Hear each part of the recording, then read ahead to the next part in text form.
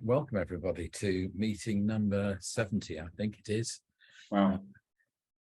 Meeting number 70, so it is unbelievable. So tonight, what we have on the agenda is pretty much what I sent in the email, if you've seen the email. So Gary's going to talk about any news, then I'm going to talk about a couple of things about defaults and templates. Then Gary's going to have a talk that he's preparing as I speak. I'll be ready. Talking about basically actually base elements and how they couldn't have done what they needed to do without it.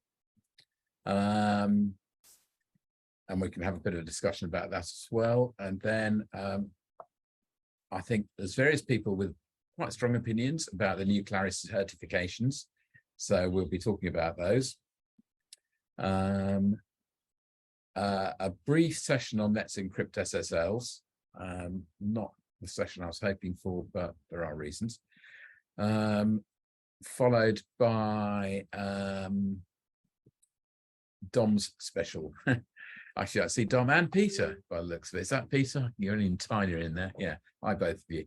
About some server problems they've been having and see what we can do to help them out and alert people to the fact that this is happening and generally get some insight and talk about that. And that can carry over into the virtual bar. So if anyone's got anything they don't want to say in public on the recording, that's fine. We can be more open. We'll turn it off at that point at the end of that, but we'll have some of it in the meeting. Any questions so far? So over to you, Gary, for what's new. Okay, if that's the news, then I'll kick off. So let me share my screen. Hopefully you can see this. Let me press present. It helps if I do that. All clear. The news. I have to thank Penny for this, as I do every time we present, because Penny provides 90% of the content, if not all of it. She constantly lives and breathes FileMaker. So a lot of this has come from her. There's a Claris engineering page, an under the hood session. So if you don't know anything about the new version, I know we've covered this a few times already. We've done this on some of our presentations and stuff, but it gives you a good insight into what they're talking about. There's a whole section in there about all the new functions, the logging and so forth. Claris have now announced that themselves. I thought the opening screen was really good of the video because it gave you all the tech specs of what 2023 gives you, which is always good. From my point of view, it's the thing that I'm interested to know about what features you've got. It's the amount of files you can host now is up to 250 and not 125 that was there before. So there's a lot of features in there that could benefit certain people and certain companies. So I think that's worth looking at. And just it's about an hour video. So it's an hour of your life. You can scrub through it. Wonderful. Little tip on this: you play everything at 1.75 speed on YouTube, and you can get through it really quickly. But you get all the information. That's good. Secondly, there's error logging. So part of that, and there's two articles here that we picked out that show you how to do the error logging. I know we had that in our previous session where someone was going through that and it was being presented. So if you didn't catch that, then go back and watch our video from 2 months ago, which is on YouTube, because there is a whole feature on there that how that's done. I know Doug did a section of that as well. But there's two articles there as well, so it's worth looking at. These links I will post in the chat afterwards, so I normally do. So if you've got the chat for the meeting up, that's fine. Jul will then get that chat and he'll post it on the website as well. So if I'm going through this and you're worried about the links, don't worry, the links will turn up later. But there's two articles there for error logging, and there's Soliant one does extra error logging, so they capture more information.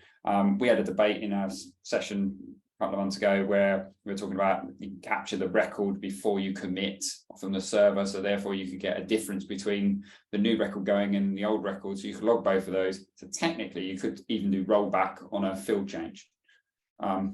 It's high-end stuff, but you could do it. There are ways and means. Next is, this is something that's been trending. It's on FMC. There's a talk about I haven't highlighted just this bit of the chat, I just snapshotted what come out. There's a whole feature in this about the upgrade costs and the change of it. Rosemary explains the methodology in there. I wanted to get a voice in some respects from Claris's standpoint of why they've done this. And then, okay, Oliver originally posted this. I've cropped his answer, not because to make it look bad for Claris, and I just realized that after I put it in there. There's a whole section after that he mentions how valuable FileMaker is to their company, and how beneficial it is as a platform. We all know that. We're FileMaker developers, we're FileMaker users, we're people that know the benefits the product gives us. However, it is explained there that they've had to change away from the advanced, non-advanced sort of platform, and now there's a cost. Okay, Oliver was a bit peeved the fact that you want 990 quid for a single user. I think £1,000 for a piece of software that can do pretty much anything you want to is not a bad deal, really. So I've always sat on the fence of that one. I don't think FileMaker is particularly expensive at all. I think it's a very cost-effective piece of software. But there is an article there. They've changed the pricing method. As developers, you may get some of your customers that when they come to renew or upgrade, are then going to get stung for a hefty price increase. So do bear that in mind. Be prepared for your answers. Be prepared to talk to your clients. And then at least you can give back a concise answer of the reasons behind this. It's not exploitation, it's development. And there's a lot of new features that have come out in the new platform. Yes, I know FileMaker are paid to do that stuff and develop for us, but they provide a service with the application. So I don't think it's a bad deal, really. But the article's getting some traction. There's a lot of people talking about it. So I thought I should bring it to your attention. This is one that Penny found, which is a WebDirect issue that's come up. I wish I could have found from the article the date and time it was posted, because I couldn't actually find it. But typically, which is one thing that I'm annoyed with the Claris pages, is the fact that sometimes it'd be nice if they put a date at the top of the page, but they don't. They just put an answer and an article number. So I don't know how old this is. I think it's relatively new. It's a current issue. It's a known problem with WebDirect. So they experienced this. It basically, the problem occurs and you randomly stop using WebDirect. On the article, there's a bit further down that gives you some ins and outs of how to get around this.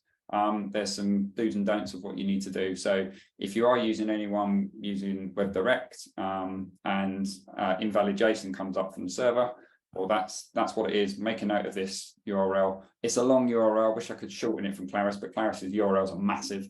But it's worthwhile noting, if you get any customers that are part of this, it's affecting server 19 and 2023. So they're saying it's fixed in a certain version. So either you upgrade or what, I don't know. You're going to have a look at it, but do bear that in mind. If you start seeing this error, it's coming up, then say.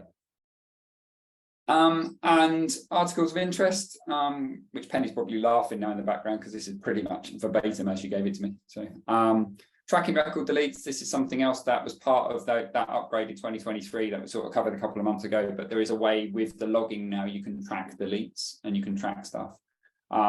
And there was another article here that was dynamic portal sorting. So it gives you ways and means of how to utilize the software to do that. So we've had portal sorting before. We've had other ways of doing this. We've had clever workarounds we've done with portals and sorting in the past. There's another take on it and it's worth looking at. So at least you can pass this on to the server now and then get that to do some of the work. So, useful insights to that. Events, diary dates and bits of it. .fmp has gone and I haven't updated my schedule, so I knew I needed to delete one off the top and I forgot. There's Pause on Error Summer Camp, that's still going ahead, that's in October. There's Engage EU 2023, which is in Antwerp from the 12th to the 14th. I don't know if I'm going yet, I'm debating whether to go, but we'll see. And Claris have officially announced February 2024, which they announced way back in April, but they keep saying about watch this space in the thing, and I've not heard anything new. And I wanted that one as a topic of conversation for everybody, see whether anyone's been approached to speakers and so forth and things, and see where we are with what they're going to do for Texas in February. It's in February, it's a different time that they've normally done. My kids have grown up, so I'm not actually sure whether that's in half term or not. It probably is. So for us in the UK, it's probably going to cost us an absolute fortune to fly there, but there you go. But that's the way it normally works out.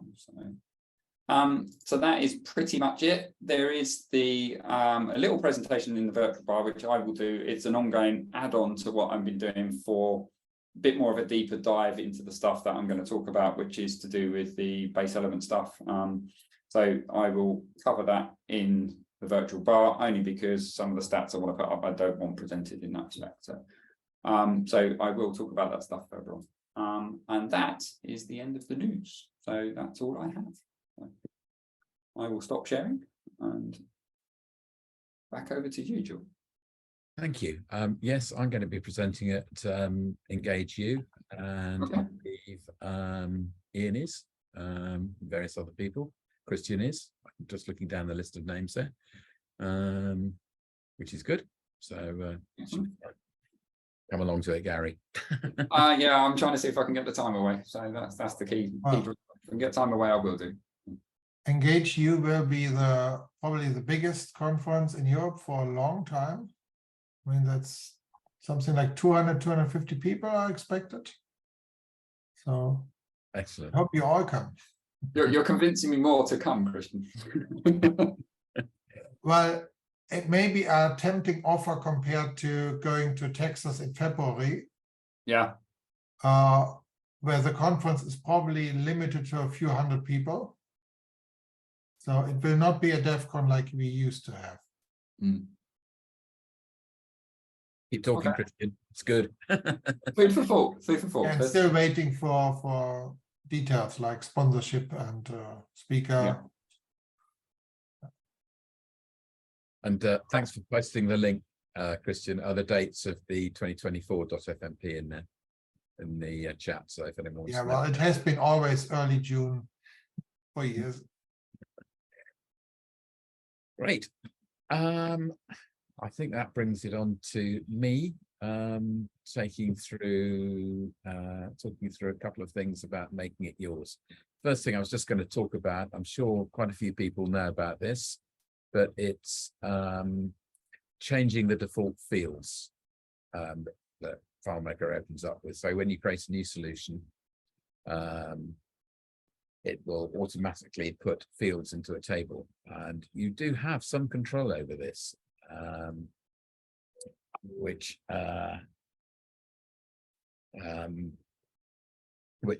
people A, forget, or B, can't be bothered to do. But personally, I find it incredibly useful because I get fed up deleting the fields, changing the names, making them visible in layout or not. So there's some excellent articles about this. There's 3 articles that are particularly useful on this. There's one by Mark Baum of Soliant. Nice blog on it. There's another one by Tim Chimbura of Luminfire, and there's another one by Jeremy Brown, Proofgeist. So those are all good reference points if you want to take to do them. But basically, it's quite simple. All you have to do, I'm going to read my notes here, and again, in fact, I'll put my notes in the chat at the end of this so that you've got a reference point to do this.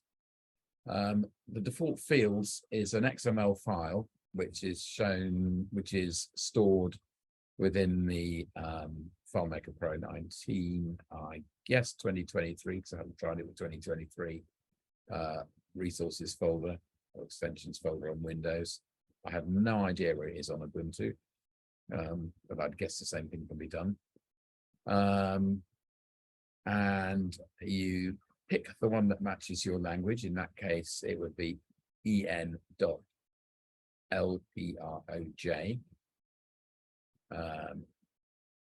That would be the file that you want to open up and change. But in fact, make sure you take a copy of it first. And paste it into the FileMaker shared folder. And once it's in there, FileMaker basically looks at the application first when deciding what default fields to put in. So that's where you want it to end up. Open your copy in a text editor and customize the nodes. So there's 2 ways of doing this. You can either open up and see what's in there, and there is some quite good Claris documentation on the format of what's meant to be in there. Or the other approach is to create a file with the fields that you want, with the settings you want, which you can then export as XML. And again, there is a a way of doing that. I don't want to spend too much time on this tonight, but again, feel free to let me know if you want some help with it. And then cut the relevant piece and paste it into the relevant piece of the default fields file. There are a couple of things to make sure of, and a couple of things to remove. If you're exporting, you need to take out the UUID/subnode. But what I do recommend is that you go and look at the links. Can I save those or share those at the same time? Can I share more than one screen? I've never tried it. Do you know, Gary? You can't share two screens. No, you have to stop and then share the other one. So. Okay, well, I won't.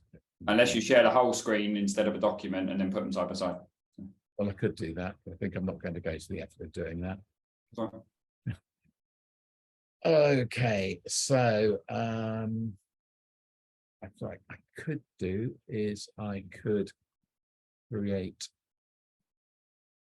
just bang this into that set of notes. That would help. Sorry, this is a bit off the cuff. So if I stick this in here,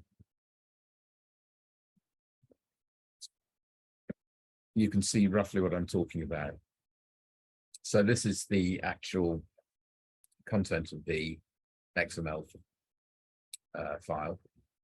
Basically this, it has a field ID here, and you need to make sure those field IDs are in order with nothing missing, starting at 1. And that will be, as far as I know, the order in which they appear on your new table when you create one. There's a bit more info in there than there is in here, but it says some other stuff. And I'll see if I can find something that's a bit fuller.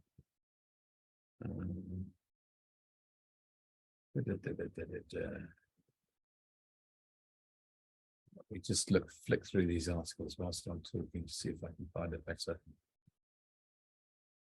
picture of the actual syntax in there.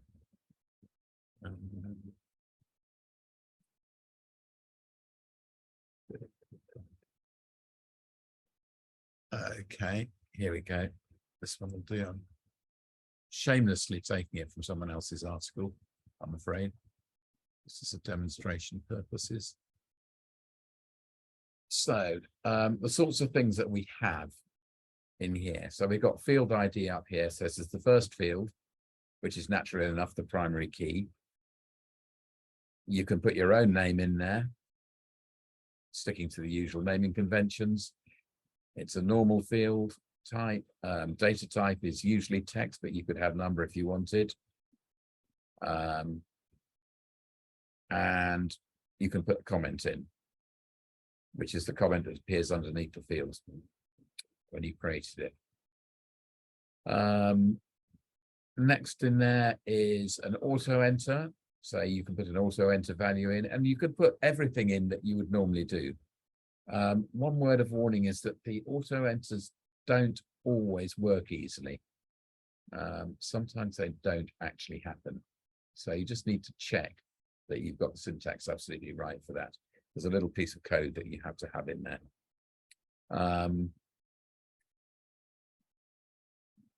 Just to make that bit bigger, that's better.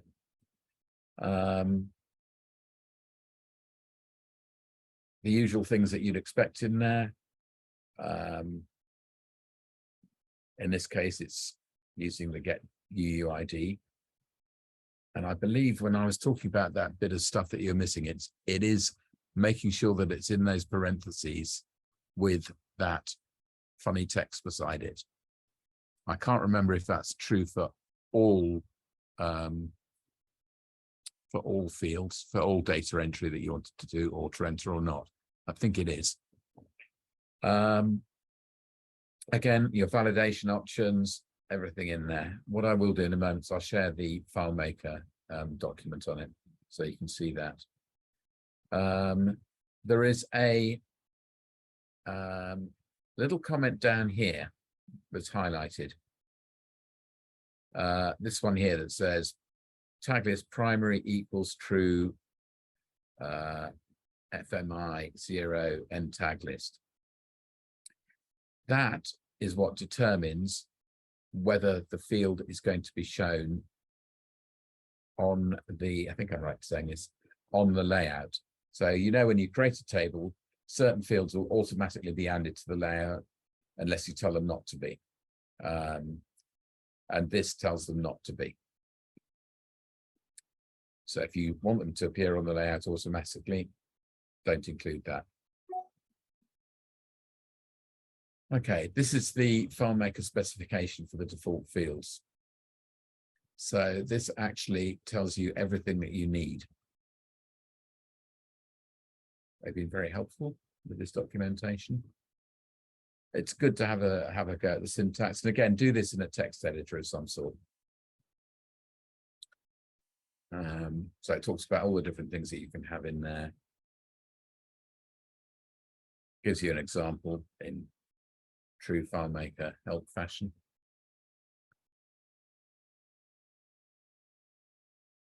So it's quite a lot of information in there. I won't take you through all of it. So you can put any field type you like in to automatically appear in any table according to your desires. Sorts of things that I do. I put in, I name my primary key differently. I name my utility fields like record creation date, record creation, whatever, differently to the way that they are in the default. Do test it because you'll probably find you got it wrong the first time. I certainly do. But it still worked after a fashion, didn't crash FileMaker, which I was glad to see. Yeah, I'm not sure what else I can say with that. Anything more I can say about that? Are you all there still? Yeah, we are. We are.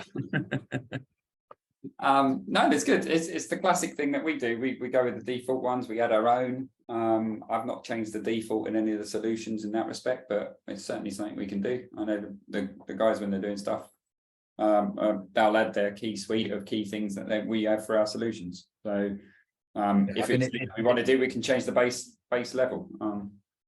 So if you're always changing the names of certain fields on your solutions, it makes sense to do this because it'll save you a lot of time, save you doing it every create a table, which adds up. Can I just ask, from what you said there, that config and that change is client-based, isn't it?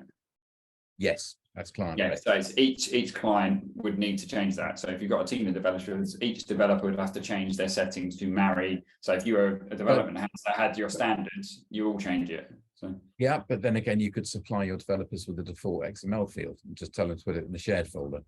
Yeah, exactly. So you set it up once and deploy it. So yeah.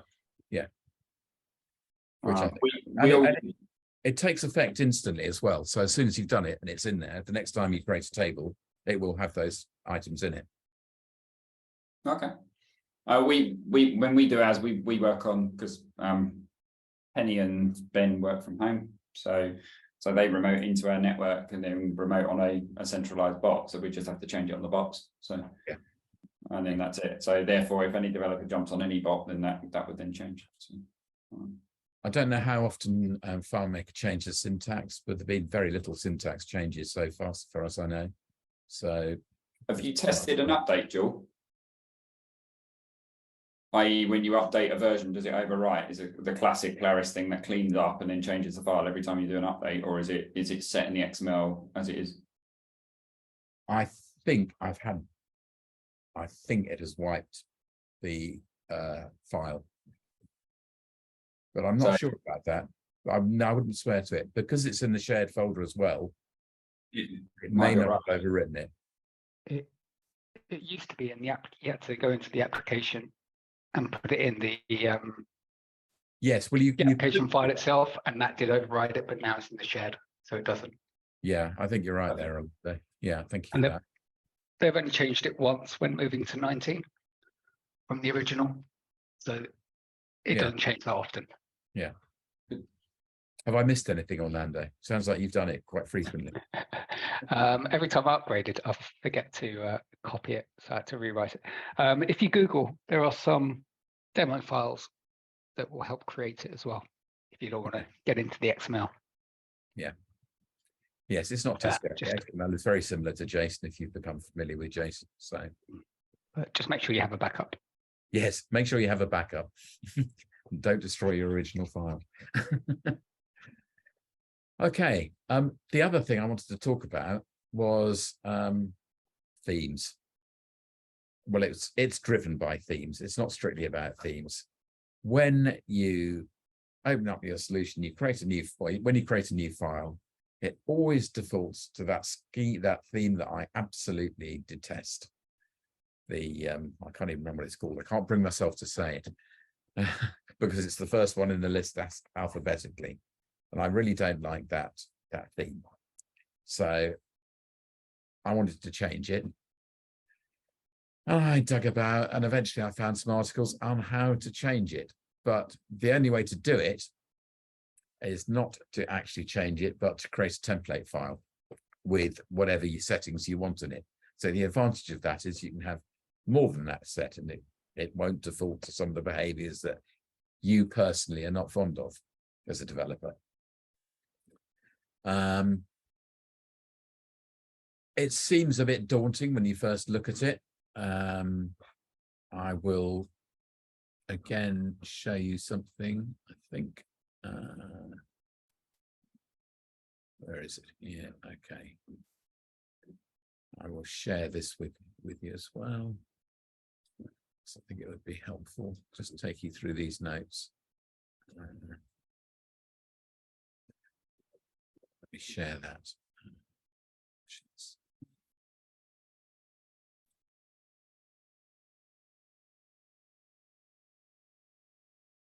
Okay. So, go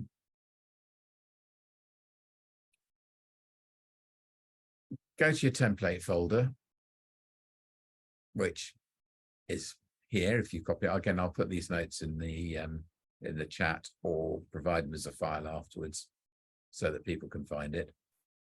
And they're always stored in certain places. Again, I don't know about Ubuntu. I don't know where it stores things. I'm not familiar enough with it.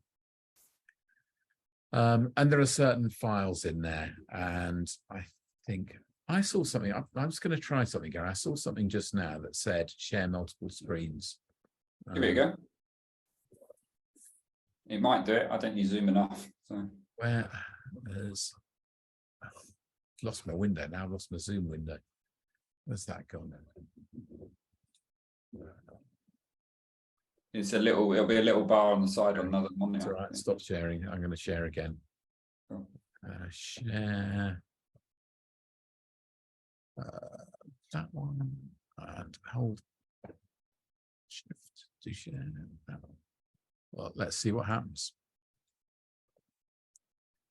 Can you see two screens? We can. Yeah, well done. It works. Brilliant. Cool. Okay, so this is where the blog is. Actually, it wasn't that one I was going to share, but I'm going to go back and share something else. Because I wanted to share. I just need to find it before I share it. It was this window. If I can share that.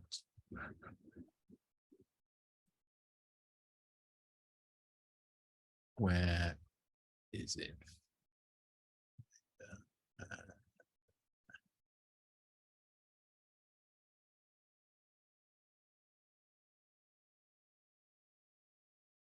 Sorry, excuse me, dicking about.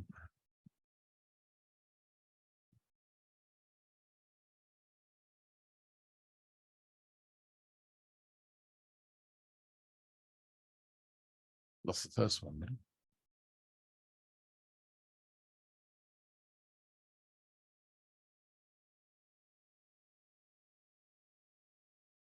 Hang on. Let me just. Sorry about the delay. I'm messing about, not knowing what I'm doing. Find that folder. Then I'll recognize what they are. Okay, share that. And that's, I think.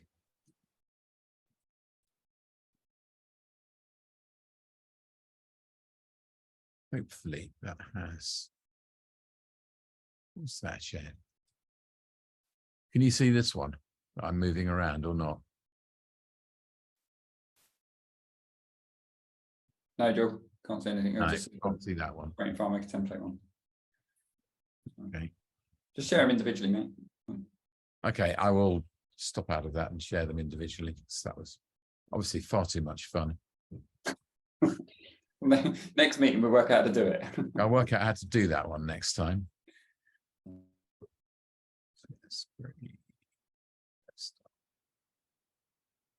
Oh, actually, I think I've sussed it.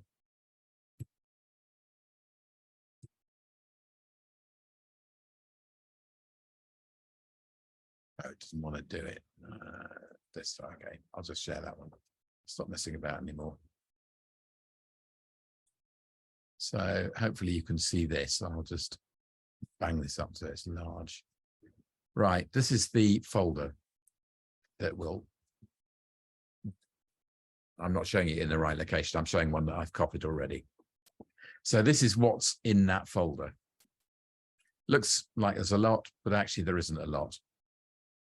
So create your default file as you want it, set up as you like it. And you're going to clone it. That's my original file. You're going to clone it and rename it as en.fmp12 if you're English, any other language you like.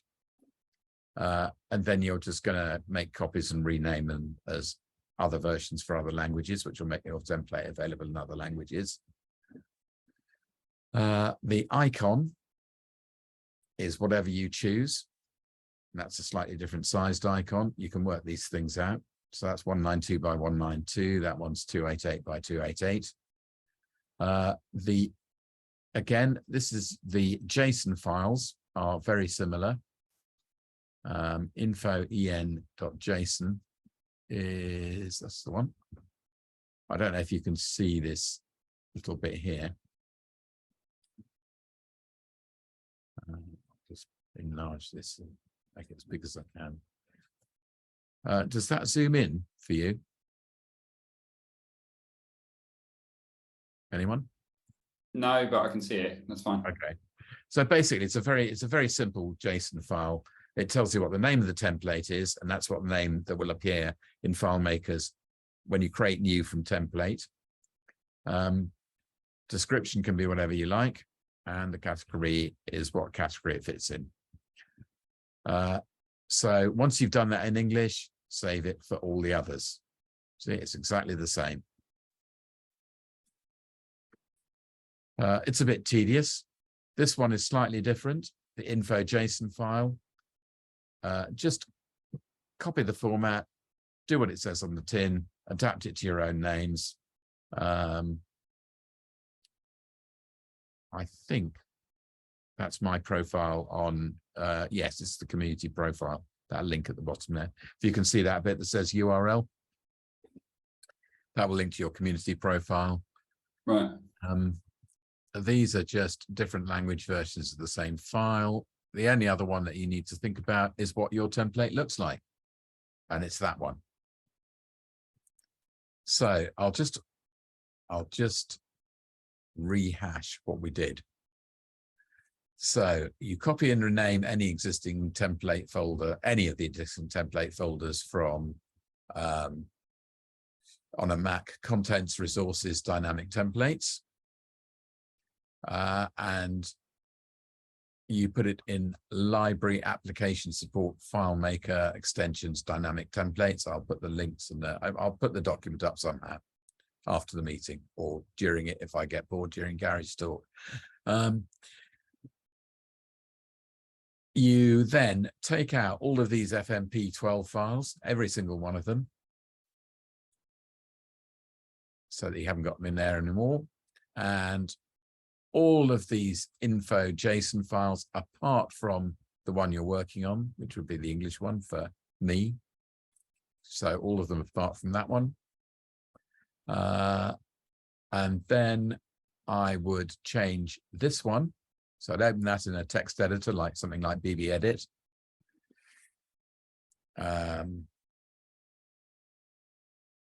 I think it needs a different ID. Where does the ID come from? I think you made up, I can't remember where the ID comes from.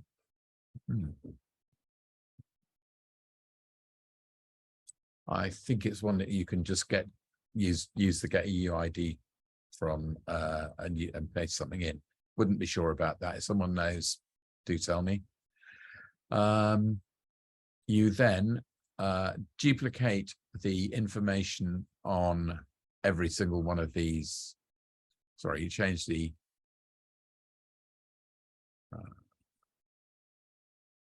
you create copies of this JSON file that you've now adapted to your details so that you've got a version for each language. So your template is now available in each language. I don't know what happens if you don't do all this and just do it in one language. I have no idea. Haven't tried it. When you've done that, you save a clone of your FileMaker file into the same folder as everything else. And then you duplicate that and rename that cloned file. That was the original clone file into all the different language versions. All down here. Sorry, not the preview one. Replace any pictures in the PNG files, making sure they're the same size and dimensions if you want to be absolutely foolproof. And then you're done, basically. When you've done that, I will switch to FileMaker to show you it actually works. Can you see this one? Yeah, looks like you can see that one. In here is the template that I made. So I create a new file with that. Where's my desktop? Oh, desktop. Next. Okay, where it goes. A minute. So it's created me a new file. And if I go into layout mode, you will see that it uses the Enlightened theme, which I tend to use as a default, not the Apex Blue theme. It has a few other things. These are in points already. Any other personalization you might want to make in there. And whilst I'm in here, these are my custom default field names. I think I use those in here. Yeah, which will be brought in automatically. Any questions? Yeah, just one comment. Yeah.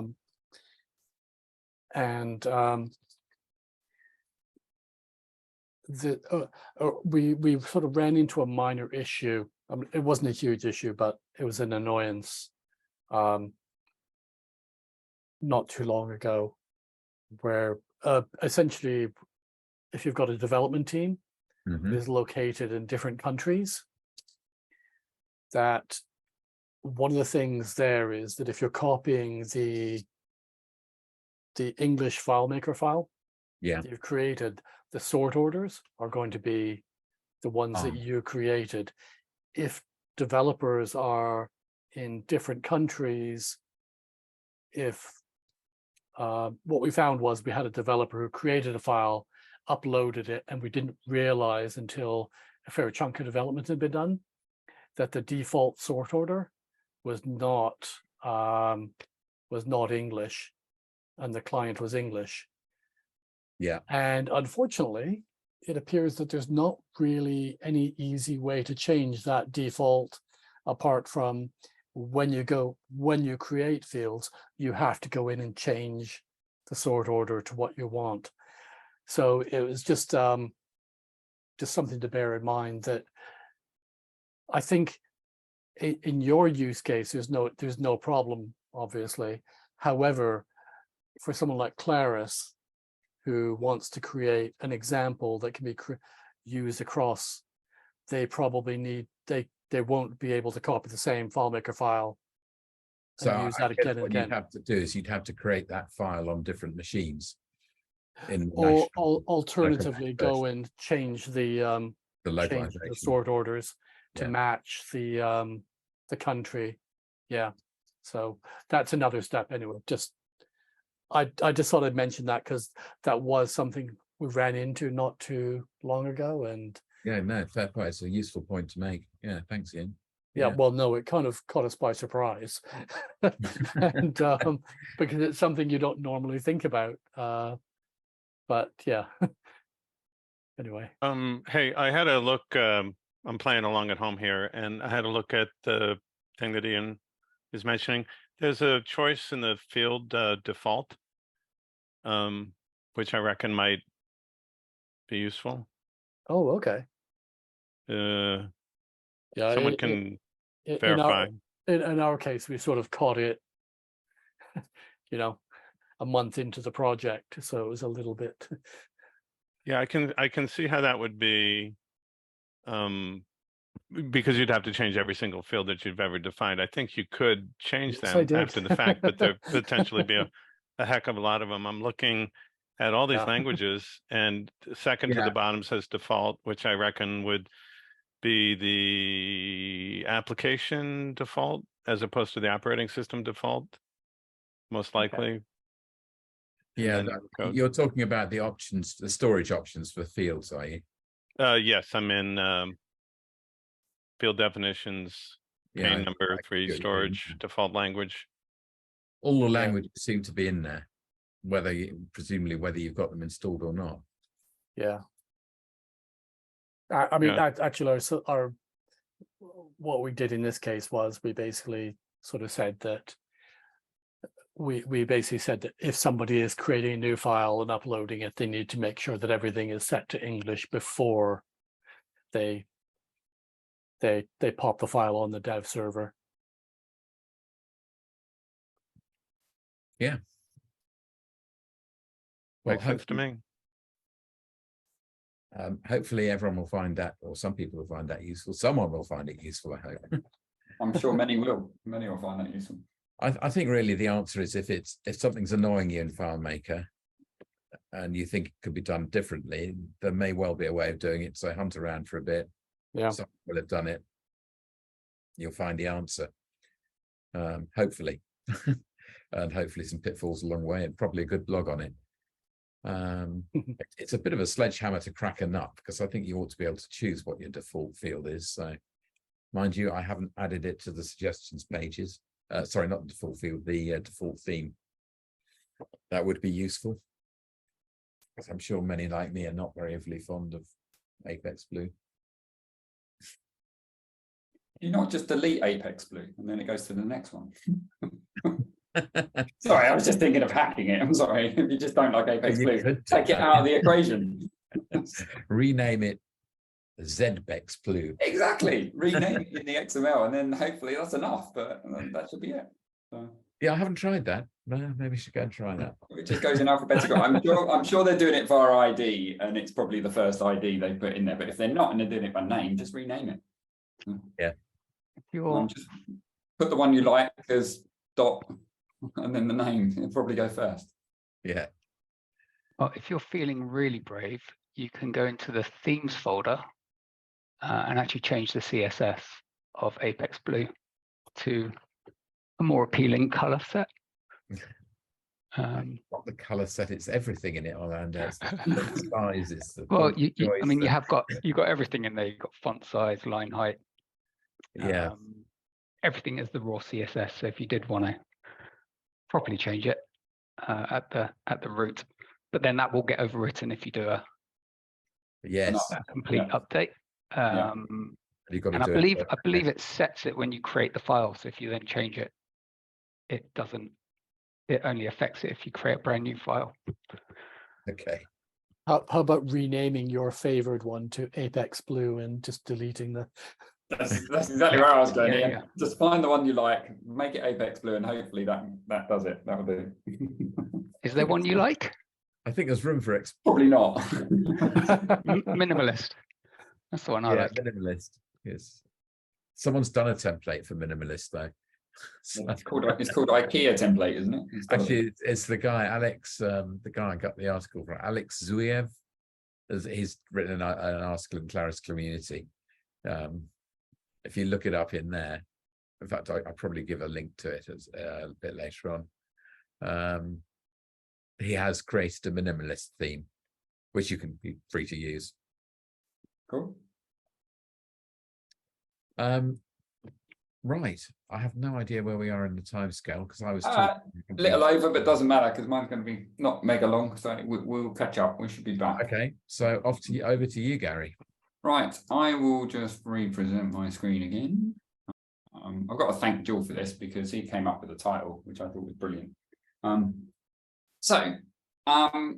I constantly look at the estate of what we develop and what we use. Those of you who don't know what I do, and I say it's me, Penny, and Ben, who develop all of our systems in FileMaker. We have 4 servers, many files.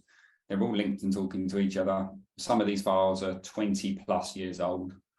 And yes, we wrote them in FileMaker 3 and they're still working in FileMaker 2023. Well, 19, we haven't upgraded to 2023, but they're working 19. So I've got to hats off to FileMaker to allow, and Claris to allow that to happen. I don't know another piece of software that allows that to happen.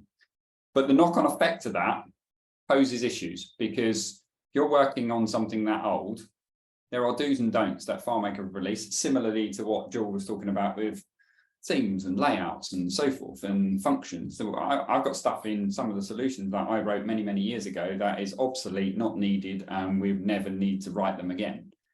So as a consequence to that, you have to go through and clean up your files. Now, we've got some very, very large systems. So, and one of ours is basically our online customer service portal that we wrote for all of our web orders. So everything that comes in gets processed, dispatched, and we've written God knows how many do's and don'ts and rules of how to process our day-to-day operations for our online division. And that's one solution, shall we say, but it has many files. So I challenged Penny and Ben about a year ago to look at rewriting that solution. So we looked at it, I'll be honest, we put it out to tender. We looked at every facet of how to deal with this. We wanted to hire a team of developers to come in and do it for us, whether even to move away from it, to move to something else. And as a consequence, we were then challenged with how are we going to get this to work. So Penny and Ben decided to look at this and we thought, right, let's see what the landscape lies and where it sits. So when you've got a solution, this is a suite that we've got. So this is one of the solutions that we're talking about. You can see in here some of the stats of the build of this solution. So there's 220,000 scripts, steps in there. There's 7,000 scripts in this solution. There's 862 tables in this solution. So it's not small. There's lots of records, lots of data, lots of layouts, lots of objects. And then you scratch your head at the bottom. And then I love we use base elements. I'll get to applications of where I'm going with this, but I love the thing at the bottom. It says the analysis has been complete and there's 635,286 elements that you need to deal with this in this solution. So I wanted to start with where we go, find all the obsolete stuff, find all the things that aren't working anymore, find all the TOs that don't exist, find you name it. So let's clean this file up and get to a point that we go, we're comfortable that this is now as clean as we can get it. And then we can consider where we go forward. Does that improve performance? Does it improve where we go? So where do you start? When you've got a solution this big and you've got a bigger solution, it's how do you deal with this? And I know there's some developers on tonight that I know have worked in very, very large solutions and had to deal with this large solution process of an old legacy that's been moved forward. The business has moved and shifted 3-4 times in different directions. So you build a bit of a solution that then goes obsolete. How do you deal with that in the file? So the process is, in my view, this is the process. So you need to assess the landscape of where your solution is. You need to log your processes, what you're going to do, and also log what your changes are going to be. Once you know that, you can then go away and design the solution to that problem, whether it's a unreferenced TO or whether it's I don't know, a privileged set that's not being used anymore. One, you need to confirm it's not being used. So one, assess and see the landscape of the problem, log and confirm it's not being used, because we work on live systems. We do have backups and bits and pieces, but we work on live systems. So if we go and make a change, we're making it live. Our operation runs 24/7. Allowing us to do a dev environment to do that is very, very problematic. So it's an area of concern that we have. So we have to then work in a set process to make sure that we come back to the file in a few hours time after we've made the change and it's still working. If it doesn't, we've got hundreds of people that can't work. So you don't have that luxury of going, well, okay, I'll just fix it later or whatever. That's an operation down. Once you've done the design, there's the one I've always put back in there is back up again, and have 50 different versions of your backups. Make sure you've definitely got a backup, because when you apply this change, it's game over, it's committed. So, and then you apply the change and hopefully you are where we are. So to assess your solution, okay, one, the only way to assess a large solution is run a DDR, okay? So you're going to run a DDR. You've then got to interpret that. Yeah, Claris has given you a DDR and they've given you a HTML version of that DDR, so you can then view it and so forth. And best of will in the world, yeah, unless if you know HTML really well, you could probably fathom your way around it, but it's not going to be too good. There are many tools out there on that do this. The three top ones that I've always been aware of: Base Elements, Inspector Pro, FM Perception.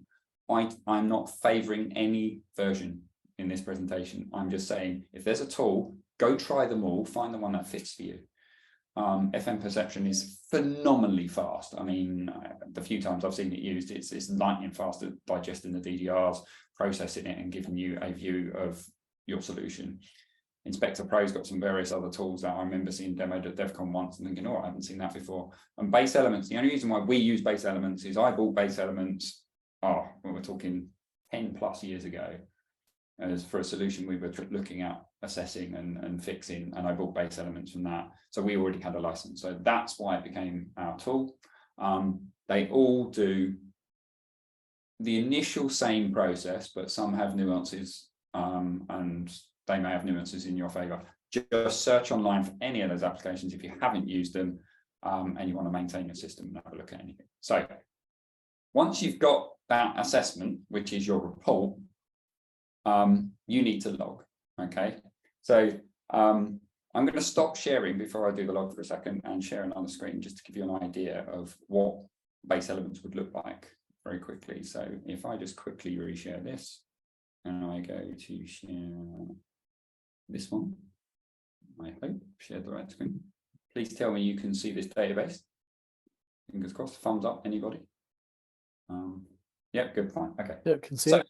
Just to give you an idea, so we run the full Base Element suite across it. And as I say, I'm not going to show you the ins and outs of this because I don't want to show all of this information because there's some stuff in here that's more sensitive than other things. So after the recording is finished, I'll go through this in a bit more detail. But this, just to give you an idea, this is the scripts that have unreferenced access to these scripts. So they are scripts that are not referenced by anything else. They don't, so nothing references them. They don't do anything. So in effect, they're obsolete. They're obsolete things. There's a lot of them. As I said to the guys, I did this thing here. This was my get around from years ago of how to stop people pressing the command key and firing a script. So you just put blank scripts in there, and I called it fp.com, and I created some sort of graphic in it. So when you look at the script element at the top of the database, you just see this nice graphic, and then the first script is not a shortcut key. It's one they can select. We use the script menu for people to select things and certain things. So therefore, the first 10 elements, and you will know this, 0 to 9 or 1 to 0 on your keyboard, if you go command, is a quick to fire a script. So I just put a blank script in there. So they're unreferenced. So Penny and I know what they are. Ben knows what they are. So they won't remove those. They will leave them as unreferenced, but it doesn't matter. So Base Elements gives you that tool to see that. It shows you the script steps that are in there. And I'll go through more with Base Elements after this, but and I'll do it at the end and in the virtual bar. So I just want to show you that. It gives you an idea, and there'll be more on that. So you can come back to that if you stick around to the end. So if I go back to my presentation, which I'm hoping is still running, which it is, thank goodness, I can then show you this. So scripting It's the tiniest of the little scripts. So what we did is we created a logging tool. So we created a FileMaker file, which is a logging tool, and it's the simplest script. At the top of your script, all the scripts, and I know this is a bit of work to do. So when I told you earlier that stats and it had something like, I don't know, 7,000 scripts. Yes, Penny and Ben did the painful experience of pasting that code, that first bit of code, the first 3 lines to the top of every script. And then we put in there also a parameter in the solution, so you could turn that on or off. So you could paste it in 1,000 scripts, turn the logging on, wait 10 seconds, turn it off, and that other file, what that's doing is calling the FileMaker file to write. All it's doing is run the script in the other file and send over the file name and the script name. Now, we have a start process and an end process. You can paste that at the start of the script, and we have a slight variation to that script at the end of the script. I can also then track from that other process when it started, the duration that script took, and then who ran it, what machine it was on, because I've got all the IP address and all that sort of stuff. If you go perform script on server, it will then track that. So you can see which scripts are running on server, which ones are running on client, how long they're taking. It gives you a really good insight to where the bottlenecks are in your scripting in that respect. But the reason for this is, one, we originally built that script step to log process time. We did it for that purpose, but it's been invaluable for us to then debug obsolete scripts. So base elements has told us that we've got thousands of script steps or scripts processes that are not referenced. They may not be referenced, but they're not attached to a button or anything. So we're 99% sure nothing's going to happen to these things. They're never going to fire. They're not in another script calling it. They're not on a button. They're not on a layout. So they're pretty much obsolete. But to be sure, what we did is we set a rule up that saying, well, okay, if we put this logging in, if we see a log, we know it's been referenced, we can then investigate further. So they created a suite of scripts that they wanted to go through. They went through the unreferenced one first, put this logging in. We waited a few weeks. There was no log entries for these. We're good to go. There's not been called. It's very rare in our solutions that you're getting something that's called. Anything important will be called probably once a week, always, in our solutions. So we created that rule. It's not to say that will fit all of your business needs, but do you consider that and think about it? So I can't stress enough the logging. It gives you that peace of mind that you have an understanding and work out. It does work out your solution. So and it knows where you can go forward. Once you've got that information, Penny and Ben created a working solution to then process this thing and work out how to. So they worked out which scripts have been added to the overriding log. So they were tracking their process. It was unreferenced, and then if it gets logged, they then deal with the issue. So that gave them an insight to the next process, which is the bit I was saying is the apply. So if you then get a clear option, the nice thing in base elements from that side of it, we can export the logs and so forth. We can paste all the scripts from base elements as that layout that I showed you into a database. You can just import the records. You've got all the fields, you've got all the scripts, you've got all that laid out, and then they just added notes and various bits and pieces of how they're going to correct these. So that was the scripting one.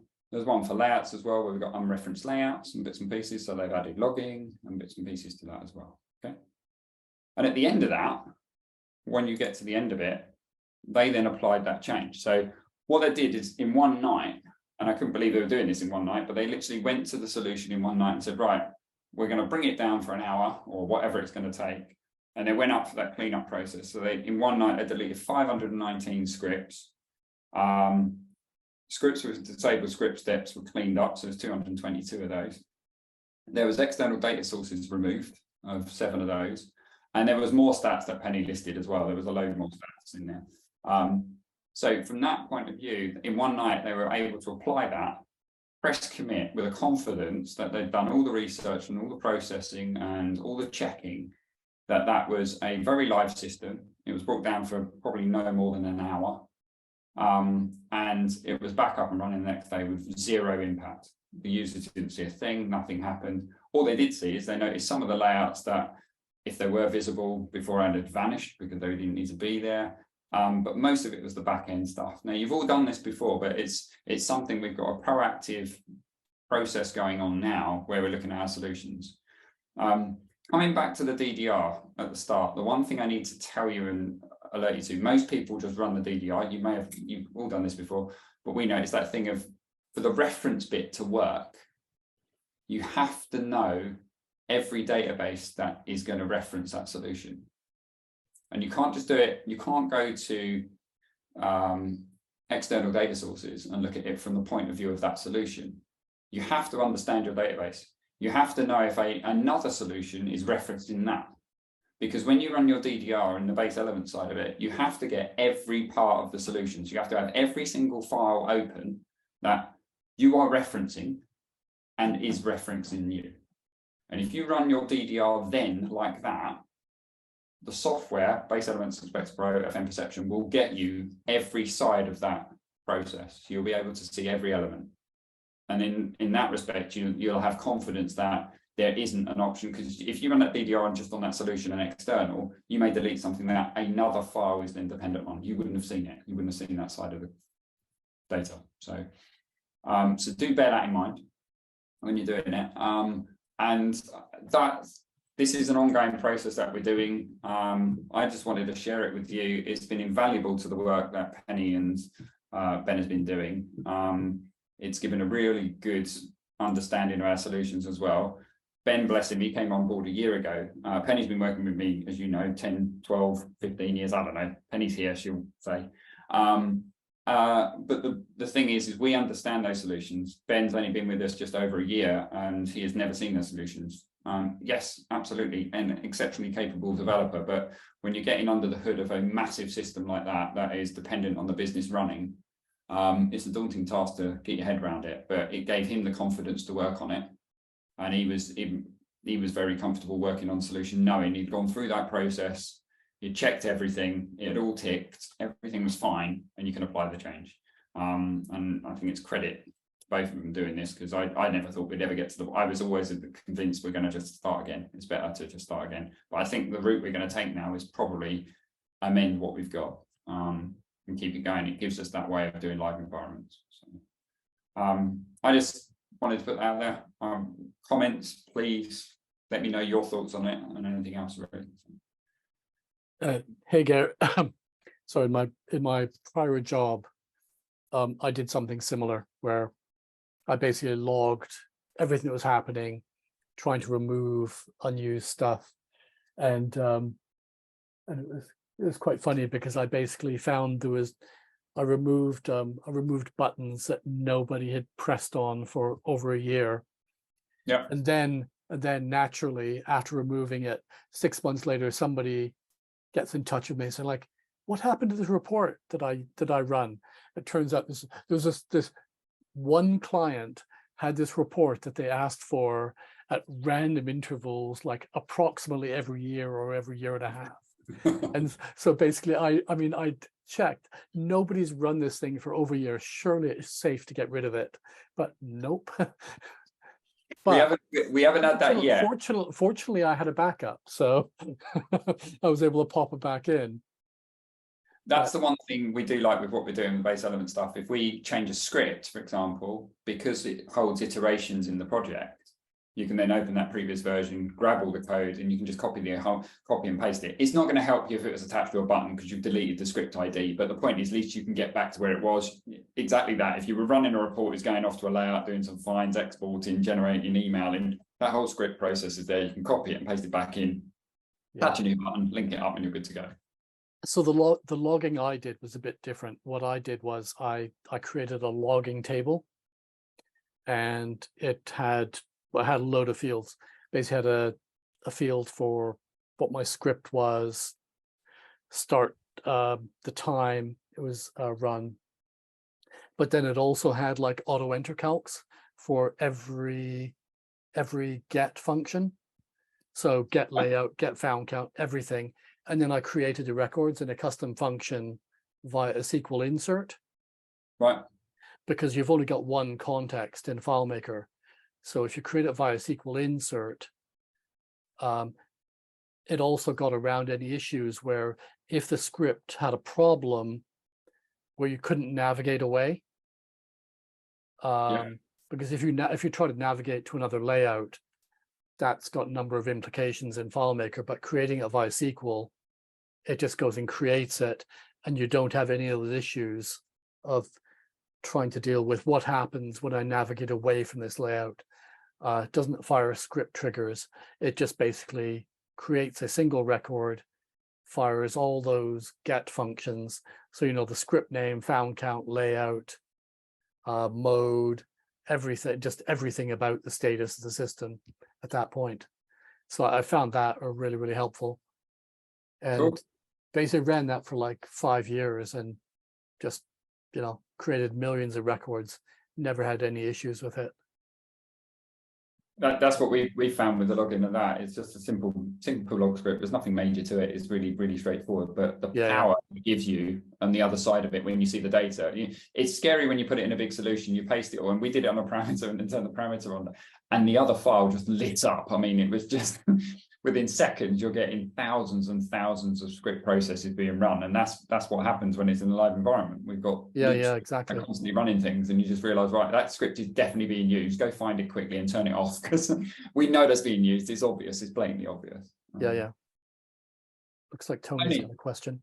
Yeah, Tony's got a question. Oh yeah, thanks. So I really like this topic, and I think there's something satisfying about cleaning up an old system or system that's been around.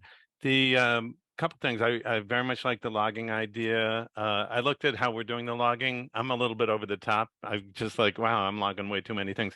I would throw in get layout name and perhaps layout ID if you want to get fancy, because then you like the script was run from this context. You might be able to find a button on the layout that you didn't know was there, and get account name. So that was just a couple of thoughts on that. The one of the big topics here, I think, because I spent like a year or two on this giant system working with someone over there. System been around 20 years, whatnot. The indirection, and also interesting question: what to target first. I'd be interested what other people think. I think layouts is a good first target, because if you can successfully remove a layout, you can remove buttons and what's after that? Scripts. So it's kind of like, you know, kind of at the top of the food chain right after files. And then let's see, finally, maybe one of the things we do because of the whole indirection thing is target the indirection pertaining to layouts, because, you know, I can't remove a layout. So I go after the functions. You know, what is it? Get layout by number, if that's, or get, you know, those things. So try and get everything where all the layouts are being referenced only by their name or the reference. You know what I mean? So that the TDR is giving me an honest answer. And so indirection, target the layouts, be careful. I really like the logging, because that to me is the, you know, we run it through the help ticket, maybe get a Slack request. Like, that's being used.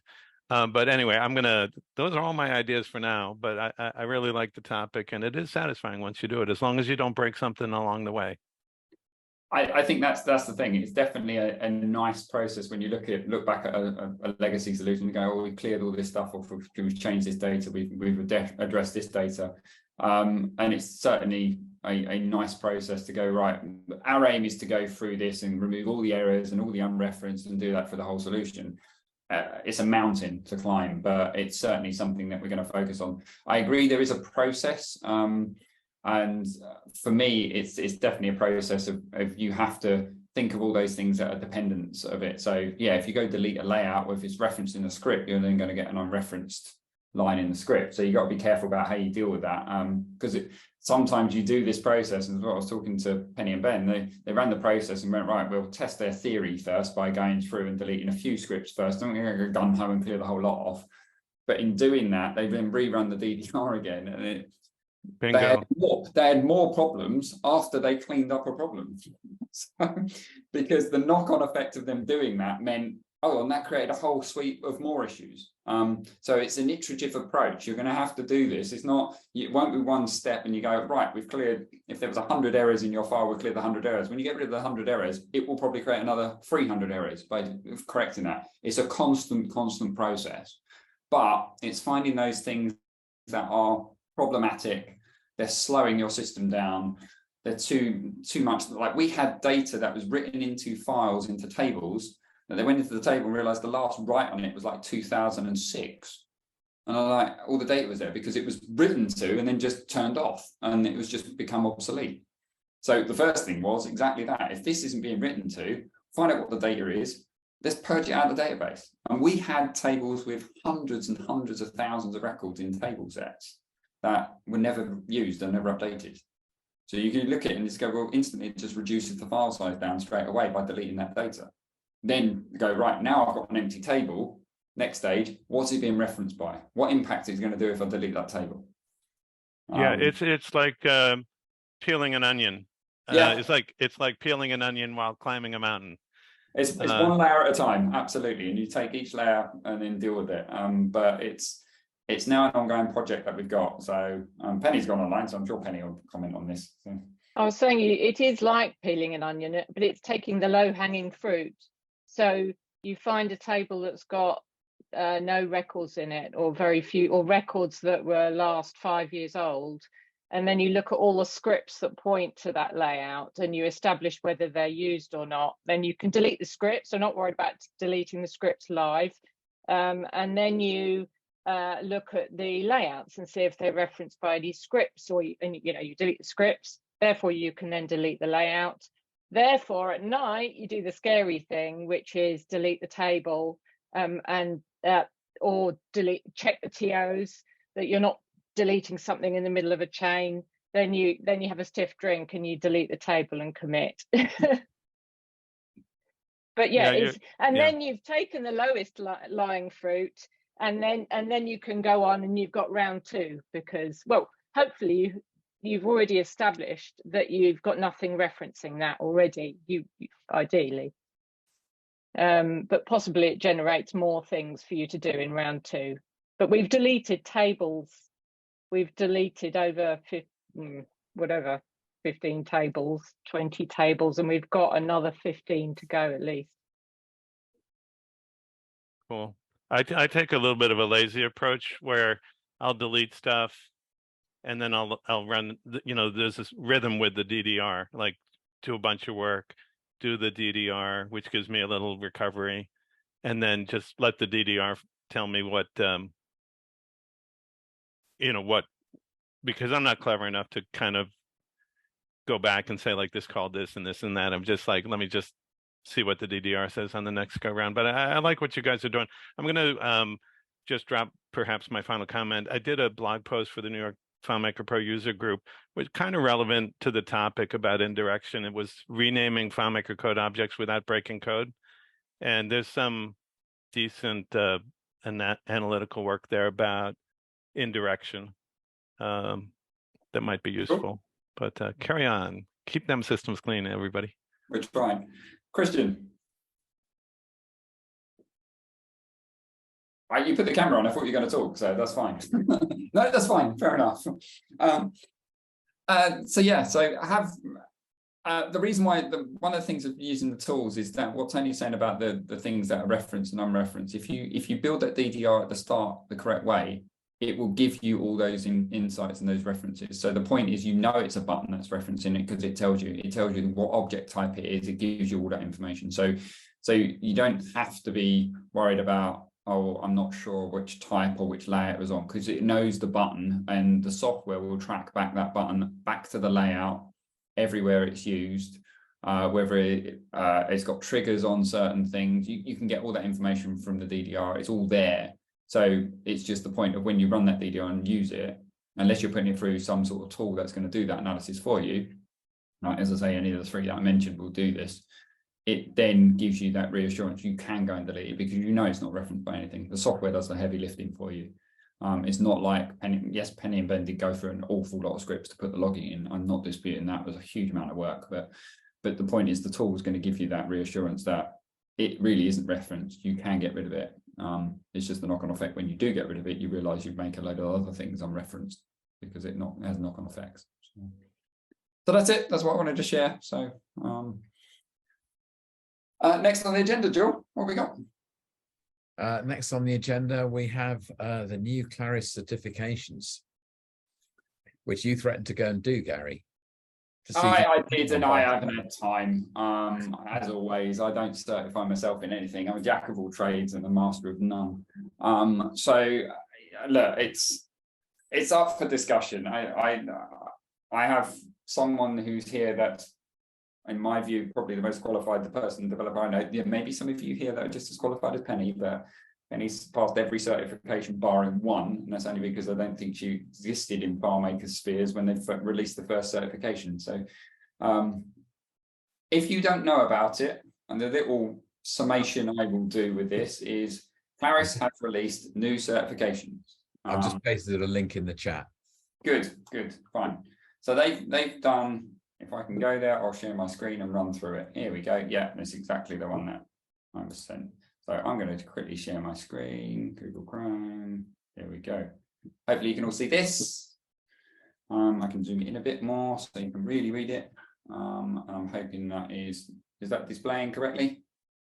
Yeah. Good. So they're modernizing the way Claris certifications work. Now, some of you will have a smirk on your face, and some of you will think it's a really good idea. And I'm impartial in some respects because I'm, as I said, qualified in nothing. So I'm a good spokesperson for this one, I think, because I'm not bothered either way. My view is they've decided to create two variants of the certification for now. Then there's an associate they've done, which is FileMaker Pro Associate, and apparently there is a higher level coming as well. So, but I'm of two opinions. I think it's going to create a lot more developers and a lot more certified people. I don't think that's going to say there's developers that are good, bad, or any different. They can read a post or watch a video and answer a questionnaire, and that's it. Yes, I did threaten to go and do my first ever Claris Connect one and do that, because I understand you just watch a 45-minute video and then you answer the questions and you're certified. I did do that, Gary. I came back from the pub one night, stayed up, waiting for my children to put their tech away, and I did both certifications. The first one I did without going through the course. That was fairly standard set of questions. The Claris Connect one, which I'm not in, I have looked at Claris Connect, but I'm not what I'd call an expert. Went through the course, answered the questions, no problem. It was not really a high bar, is what I'd say. I can say that I did both in less than an hour. Yeah. And without watching the videos. Just go to the questionnaire, answer the question. If you hit 80% correct, you get it. Yeah. And it made, if you saw it on LinkedIn, we got something like 1,000 people showing off their badges. So yeah, so this is the bit I wanted to get to. So Penny and I have spoken about this in depth, really, and we've had some pros and cons to this, which I'm going to just share my screen with the answers that we've come up with. So Penny, please jump in and comment if you feel free. All right. So let me do the thing where I present the screen so it goes full screen. Otherwise, you won't see it. So these are the pros and cons that we feel. Please tell me you can see that. Thumbs up, anyone, if you can. Just give me a yes or a no. That's fine. Good. Fine. So there's pros and cons. Now, we discussed this, Penny and I, and we're of the one opinion that FileMaker has struggled to say they can get into enterprise and so forth, and say they've got a massive development market, and they just say, remember that DevCon years ago, they said we are going to launch 50,000 developers in the next year. I remember that comment. I think they got away with about 5, let alone 50,000. They were going to create academies, they were going to train everyone, they were going to do everything fabulous about it, and what did they achieve? Pretty much not a lot. And I'm very open with talking about that, and I don't care if Claris are on the call or they watch this back. I really don't care. They didn't really come to full fruition. We're at the point then, and I really realized this because Penny and I were looking to recruit. So I went up to various Claris people, I even went up to Brad and said, look, you're putting all of these people through this academy or whatever in France. How do I get my hands on them? Oh, you got to go talk to this person, talk to that person. I did that, sent email to everyone and got nothing back. I mean, 0. So it didn't show me anything that they were nurturing, training, coaching newcomers into the FileMaker field. I think the Apple Academy is doing some of that, but it's not really doing it to a scale that we would call a developer. They're playing with it for probably 2 days out of their course, and they're on a course for a year or whatever. But so I wouldn't say they're full certified developers in that respect. The old exam definitely was a testament to your knowledge, and you had to learn stuff. And when everything new come out, there was a whole piece on learning that new thing, resitting the exam and passing it. Now, to me, I think it's a PR stunt to go, we're going to announce at the end of the year, we've got several thousands of developers on our platform. So they're trying to go, oh, it's like when you see an ad saying, we're hiring a SQL developer. Brilliant. There's 200,000 of them out there. That's fine. I think they're trying to play that game. And they're just going to say, this is a platform that has a good development backend of established developers. It's people that have sat there and answered the multiple choice question. So I don't think that necessarily gives you good developers or gives you established developers. But if it serves their purpose, fair enough.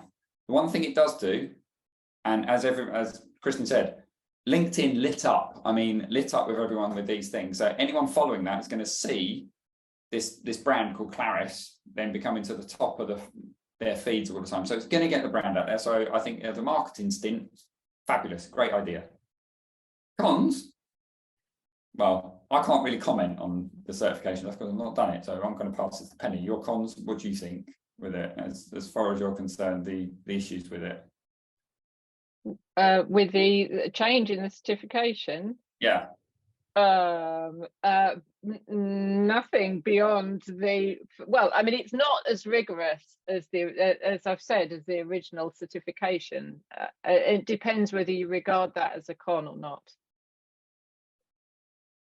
I think it's the point is we've got to get a point of having people out there that say, so what is the purpose of the certification? What is its aim? Its aim is to then, if you're a punter that wants a solution and you go to a developer, the idea is it gives you reassurance this person knows what they're doing in that respect. So you either go with their established followings. I've never had a problem obtaining work or doing stuff with people because I've got that credibility backing me. But the point is, someone's new to this, they need that credibility. And I don't think these exams are giving you that. So I think that they are intending to add a couple more levels to this.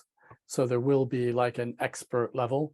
There's an advanced level, yeah, they said they're going to bring, but I mean, they certainly need to, because yeah, the current one, I mean, I know a couple of people have basically described it as a quiz that, I mean, if you couldn't pass it, you really have no place being anywhere near FileMaker. This is why I didn't sit it, in case I failed it. I'm joking. Rest assured, Gary, I just wouldn't be in this forum ever again. That's it. But let's put it this way, I suspect that if you took it, you'd probably get 100%. And I suspect that most people did get 100%. But so yeah, I don't know. I think they've got a plan. I'm not sure what it is, but then we've been here before with FileMaker's plans. I don't know. I resented having to pay so much for the original certifications because they didn't actually bring me as a sole developer much benefit. I think they were useful to companies who could say, oh yes, we've got 3 or 4, 5 certified developers on there, which of course put them up the rankings in the FileMaker website. So I have mixed feelings about it. I don't think it's particularly valuable as a measure of whether you can develop in FileMaker. And the whole format, if they're not going to change that for the advanced version, of just being able to go and watch a few videos, is really not going to add much value to it. If, on the other hand, they say, well, go and learn as much as you had to for the original certifications, then it will add value. But I think you're right. It's about marketing. It's about keeping Claris to the fore, because that's what it will do every time if someone signs up and releases their badge to LinkedIn, and the same thing will happen when they do the next certification. It'll keep FileMaker at the Claris at the fore, which for us as developers is always a good thing.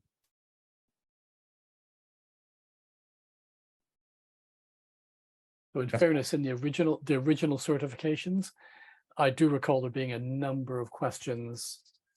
I mean, this is going back a long time, but when I was at Cordis and we basically decided that everybody in the company was going to write the certification exam, because I mean, the more the merrier. Like even the salespeople, basically, we figured it's 50-50 whether they'd pass, but if they passed, it's another certification. And at the time, it was very determined how high you ranked, so it was worth a chance. But yeah, I remember our managing director writing the exam and basically saying that some of those questions, I mean, I would fire anybody who wrote like code in a way like it was like those questions. The questions were really quite often poorly phrased and quite ambiguous. Mm. So it wasn't a great example of a good certification exam. Yeah, but it was something like 500 questions and you get about 100. Yeah. So you had to learn for it. And I remember Stephanie trained a lot of it. She took the course, several courses. So watched the training videos on FileMaker University. And from Richard Carlton, the videos. Was a lot of work Yes. to learn all those things. The only time I've ever sat the exam is I stupidly signed up and they put me on the beta, which they gave me all 500 questions, which was hilarious. I was there for about 5 hours. They gave me the whole thing, every question, and it was just like, right, that's it. You were assessed with that, and it was just brutal. Because by the end of it, you had so many, as you rightly said, with the way they wrote some of those questions, they were so ambiguous, some of those questions, the way they wrote them.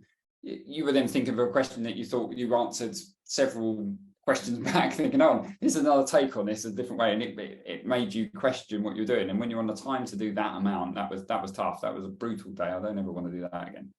But it's, I'll be honest, I've not, having the certification to me is something that shows a base level of understanding of the product. Now, the old certification, I was comfortable with that. It gave me, as an employer for developers, that reassurance. That person has put themselves out, they've put the effort behind the product, they've understood the product, and I can see they're driven to succeed in using it because it gave them that knowledge. It gives you a wealth of knowledge. Some of it you never use again, and most of it you end up going to Google. Everyone goes to Google anyhow. As long as, well, what port number is running this, and this, then fine. If you can't remember it, you're going to go to Google and you're going to find it. Most things you're going to know. So, but the point is, at least that person's been exposed to that sort of level of learning. And for me, employing developers, it's a good standard. I didn't think it was a bad standard, whether the questions were written brilliantly or not. I thought that level was an acceptable standard. I just find this level was no purpose to anybody when they're talking about employing someone. That was my concern with it. So all these people that posted on LinkedIn saying I'm a Claris Connect developer now, you can see it because they've passed that thing, and you're like, well, how, are you really? To be honest, with the workflow from the exam, passing the exam incredibly, it's basically harder to not post it to LinkedIn than it is to post it to LinkedIn.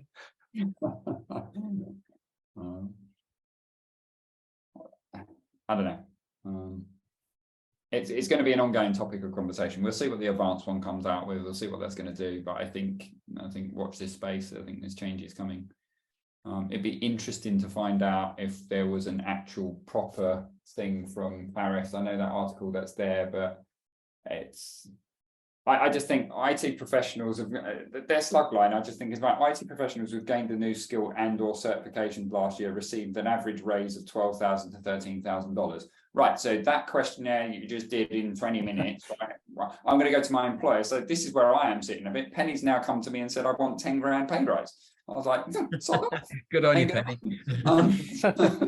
Ask for 20. Yeah. But the point is that they're going with slug lines like that based on this certification. That's what really frustrates me. It's like, well, really? Certainly compared to the AWS sort of architect one that is the other most recent one that I've written, I'm going to say that was considerably harder. Yeah, and that's been built in the area of industry that needs a certain amount of attentiveness and focus. You can't wing some of that stuff. And I'm not saying you can wing the Claris Connect stuff, but the point is it, I don't know, it just seems badly phrased at the moment. And I would have said if they released it all in one go and said, here's this and the advanced level, and everyone knows the picture and the landscape, that's fine. It'd be, as I say, be interesting to see where they go. Yeah. Yeah, the one they've got down here is associate, specialist, and expert. Apparently, is the next thing I found on their page. So coming soon. Pick your choice of your credentials. So there will be 3 tiers, not 2. Interesting. Should we discuss that further in the virtual bar later? We're kind of getting behind the schedule. We will do. We'll continue on to there. So perfect. The next thing I've got on the schedule is Let's Encrypt SSLs, and I know you're interested in this, Gary, but I'm actually going to gloss over it very quickly because I didn't have time to. I asked a couple of people if they were using Let's Encrypt SSLs. 2 people said we used to, but it was too much hassle. And the third person said, yes, absolutely brilliant, use them all the time. So I don't know what the answer is. There is a YouTube video of showing you how to set up a Windows PowerShell script for it, which is quite out of date, but I suspect it would probably still work. Look, I think we having this as an open discussion. George, do you want to continue around stuff? Or? No, it can be absolutely open discussion because I wanted to just canvas a opinion. That's the link in the chat now. Yes, superb, brilliant, thank you, and I'll go through this. So my challenge is yes, I pay a lot of money for our SSL certificate. I buy a proper SSL from DigiCert, and it cost me thousands.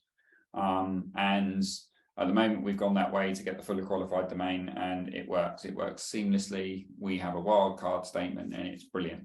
The point is I begrudge paying that amount of money just for a piece of paper. Well, it's not even that. It's a piece of code that allows a browser to open a page. It sounds ridiculous to me. I could probably get around it some way, shape, or form with scripting or some other ways of doing it. But the point is it seems frustrating, and everyone in this day and age is looking at ways to cut costs, and to me it just seems a wasted cost to spend that. Everyone's talking about doing the free version of Let's Encrypt. Before I used to pay that money, and I was allowed to have a certificate for 2 years. They've changed the legislation now and gone down to a year. There's talk that in the next 6 months it's going to be probably 6 months you'll have to update your certificate. Now I noticed when my certificate got updated from 2 years down to 1 year, funny that the price did not drop accordingly. So now it's costing me double to do this, not quite, but the point is it did drop a bit, but nowhere near half. So you look at it and you just go, this is the wrong approach. Everyone's saying use Let's Encrypt. We use it massively. Our web team uses it for our website. We don't pay for a certificate for forbiddenplanet.com. It's all done through Let's Encrypt. It's all totally secure. It's all perfect. There's no issues with it. It passes all the security standards. It's great. However, it's that automation process. They've got Python scripts that are updating theirs and processes that just happens overnight. It's that seamlessness bit I want. I do not want a headache of diarising every 30 days or every 90 days, how often I have to do Let's Encrypt. I have to do something because if I forget, I've got a site that's not working. So, and I've got a solution that's not working, and our system is too big. This is exactly the issue that the 2 people who said that they no longer use it encountered. It's too much hassle to have to do it every 30 days or whatever it is. And that's it. If it's a script, I think the scripting has to change occasionally. So, you've got to keep it up. Actually, you were one of them, I think, Carl, weren't you?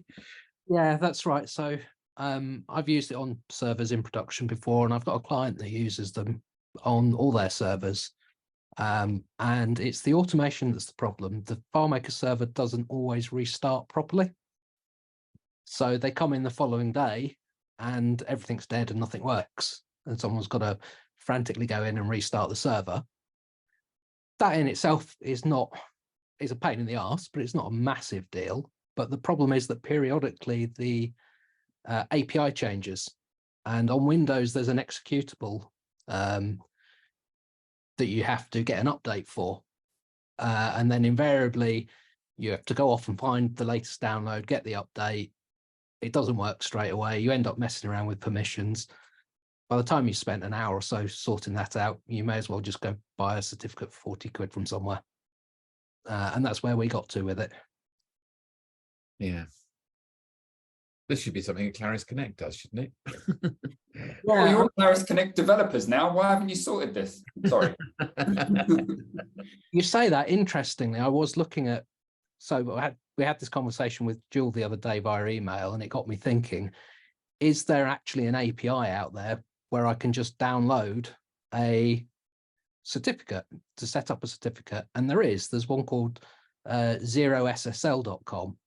Now we can install a certificate onto a FileMaker server using the admin API. So in theory, you could automate the whole process using the APIs. Interesting thought. Yeah, I've not played with it, not tried it yet. But yeah, in theory, that should just work. That could be possible. I don't know enough about the back end of how SSLs get authenticated and signed and so forth. But to me, it seems, yes, it needs to be an accredited certificate. I don't dispute that. You don't just make it up. But the point is, it's when you load it into Windows, you then load the certificate into Windows, and then it's put in there, and it then can be addressed by various applications and so forth. I just don't understand why this is so complicated to me. It just seems to be an absolute sledgehammer problem for us, because I just want to go, well, let it download a file, and the next time it's called, it should call that new file and know what dates is on it, it's signed and so forth. It should be that straightforward, but it never is. You have to then load the damn certificate into FileMaker. Every year I do this, I always forget which format FileMaker uses, because about 900 versions of bloody certifications you can load. So, and then you end up going, well, I don't have the one that's in that format. I don't have the private key. I've got to now issue a new CSR. I just like, oh, for God's sake, this is doing my head in. Now, I've gone down the route of going, sod it, just pay for it once a year. Seriously, my time is not worth me spending hours and hours and hours on this. It's worth doing it. I've got 4 servers at the moment, well, 5, including our test server. So I've got to do that every time. If I had to do it 30 days on 4 servers, production servers and a test server, yeah, we patch them regularly. So it would be like whenever we're doing our patching, we'd have to then go drop the server, do the certificate update, reboot it, check it's come up. Well, that's it. I've now just spent a whole evening doing this. It's just so, but I'm aware certificates are going to get shorter. They're apparently, for security reasons, they're going to reduce the life cycle of an SSL. So for vulnerability issues. So it's going to get down to probably every 6 months. I think it will be. It's still a year at the moment, but we'll get down to 6 months. So it's going to be a task at the moment. I think we're just naturally going to have to deal with it every 6 months. That's the way it is. Yeah, it's going to come. Everyone's going to have to deal with it. But we have well, first I would love for Claris to just build in Let's Encrypt, make it a checkbox or so. Yeah. And we never need to care about it anymore. The other thing is that if you have a lot of clients, you have your build card certificate, and then you just make a subdomain for every customer, and you just buy one for the whole company. Yeah, that's what I've done. I've got a wild card, and that's it. I can use it for everything. So that's fine. And another thing is, if you want, you could make a self-signed certificate and just have everyone accept it. I can't do that with one of, well, because I use Click won't Like connect. if you have a company and all FileMaker pros use Windows, you could have the admin install the self-signed certificate for all the computers automatically. There's a command line to just import the certificate and trust it. That's one way of doing it, I suppose. I don't know if that would work for what we're doing, but yeah, you're right. I think that'll solve most problems. But yeah, that's also something you can do for Mac. It's a little bit inconvenient, but you could make a 5-year certificate or 10-year certificate and just install it everywhere. Not on FileMaker Go, as far as I know. so Go wouldn't work for that. Yeah. Browser would complain, but if you just have FileMaker pros,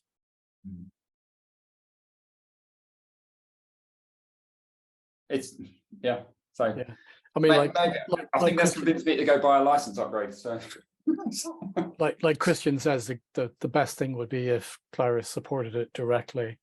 Yeah. But just having a quick look, they're still doing Commando that we're offering it for them, weren't it? I can't remember. it's probably like an Apple political thing that's preventing them. But having a quick look at, it appears that Ansible supports getting a Let's Encrypt certificate. And I know I've used Ansible for building FileMaker servers and importing certificates, and that side of it works really, really smoothly. So I should probably just check to see, how difficult is it to get a Let's Encrypt certificate, then import that. And if Ansible does it, then it's kind of it's a pretty straightforward, very standards compliant thing. Okay.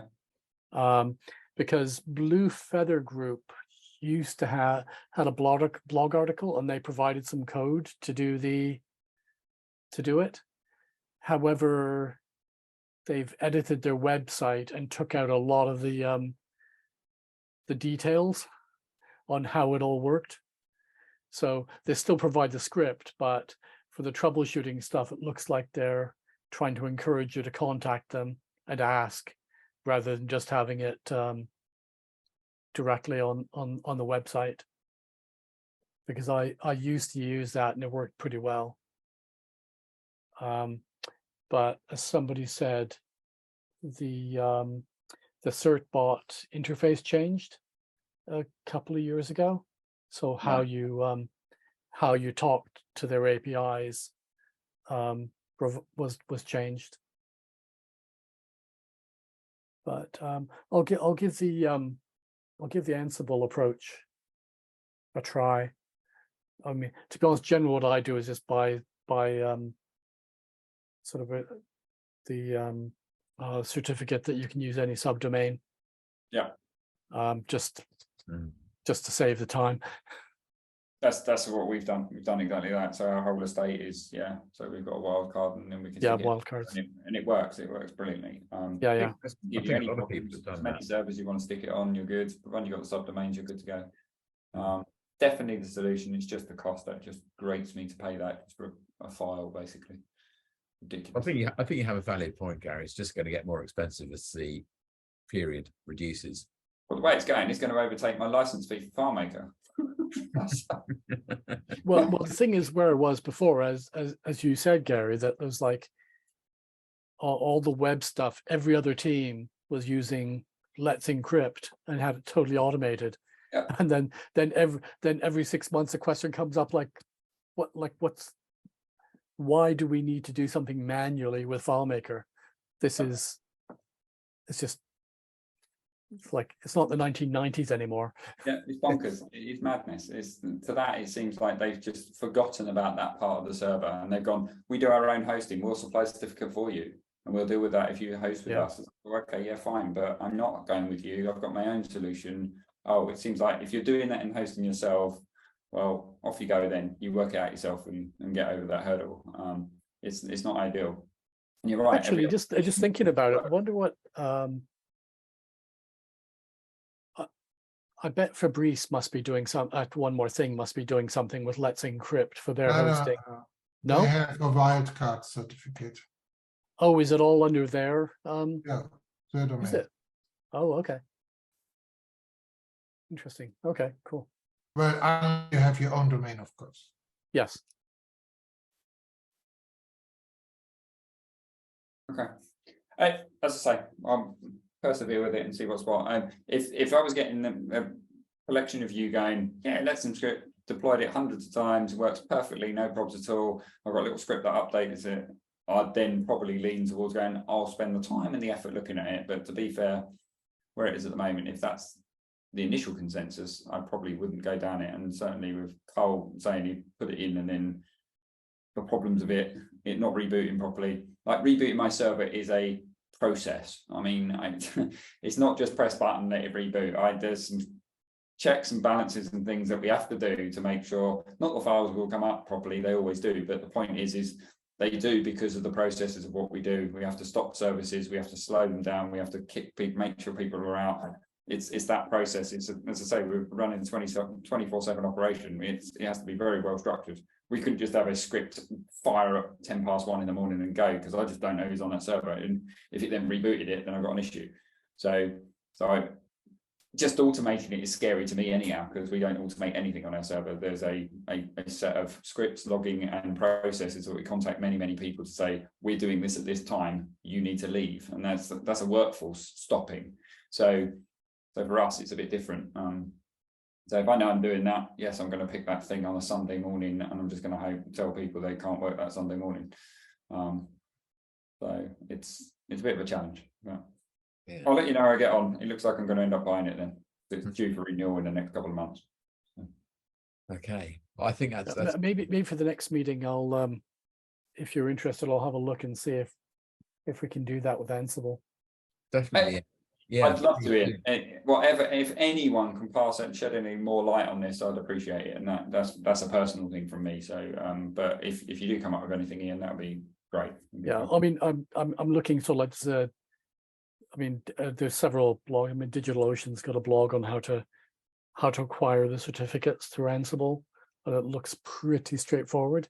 And the import side into FileMaker is pretty straightforward. So unless there's some kind of disconnect between those two parts, it should be possible.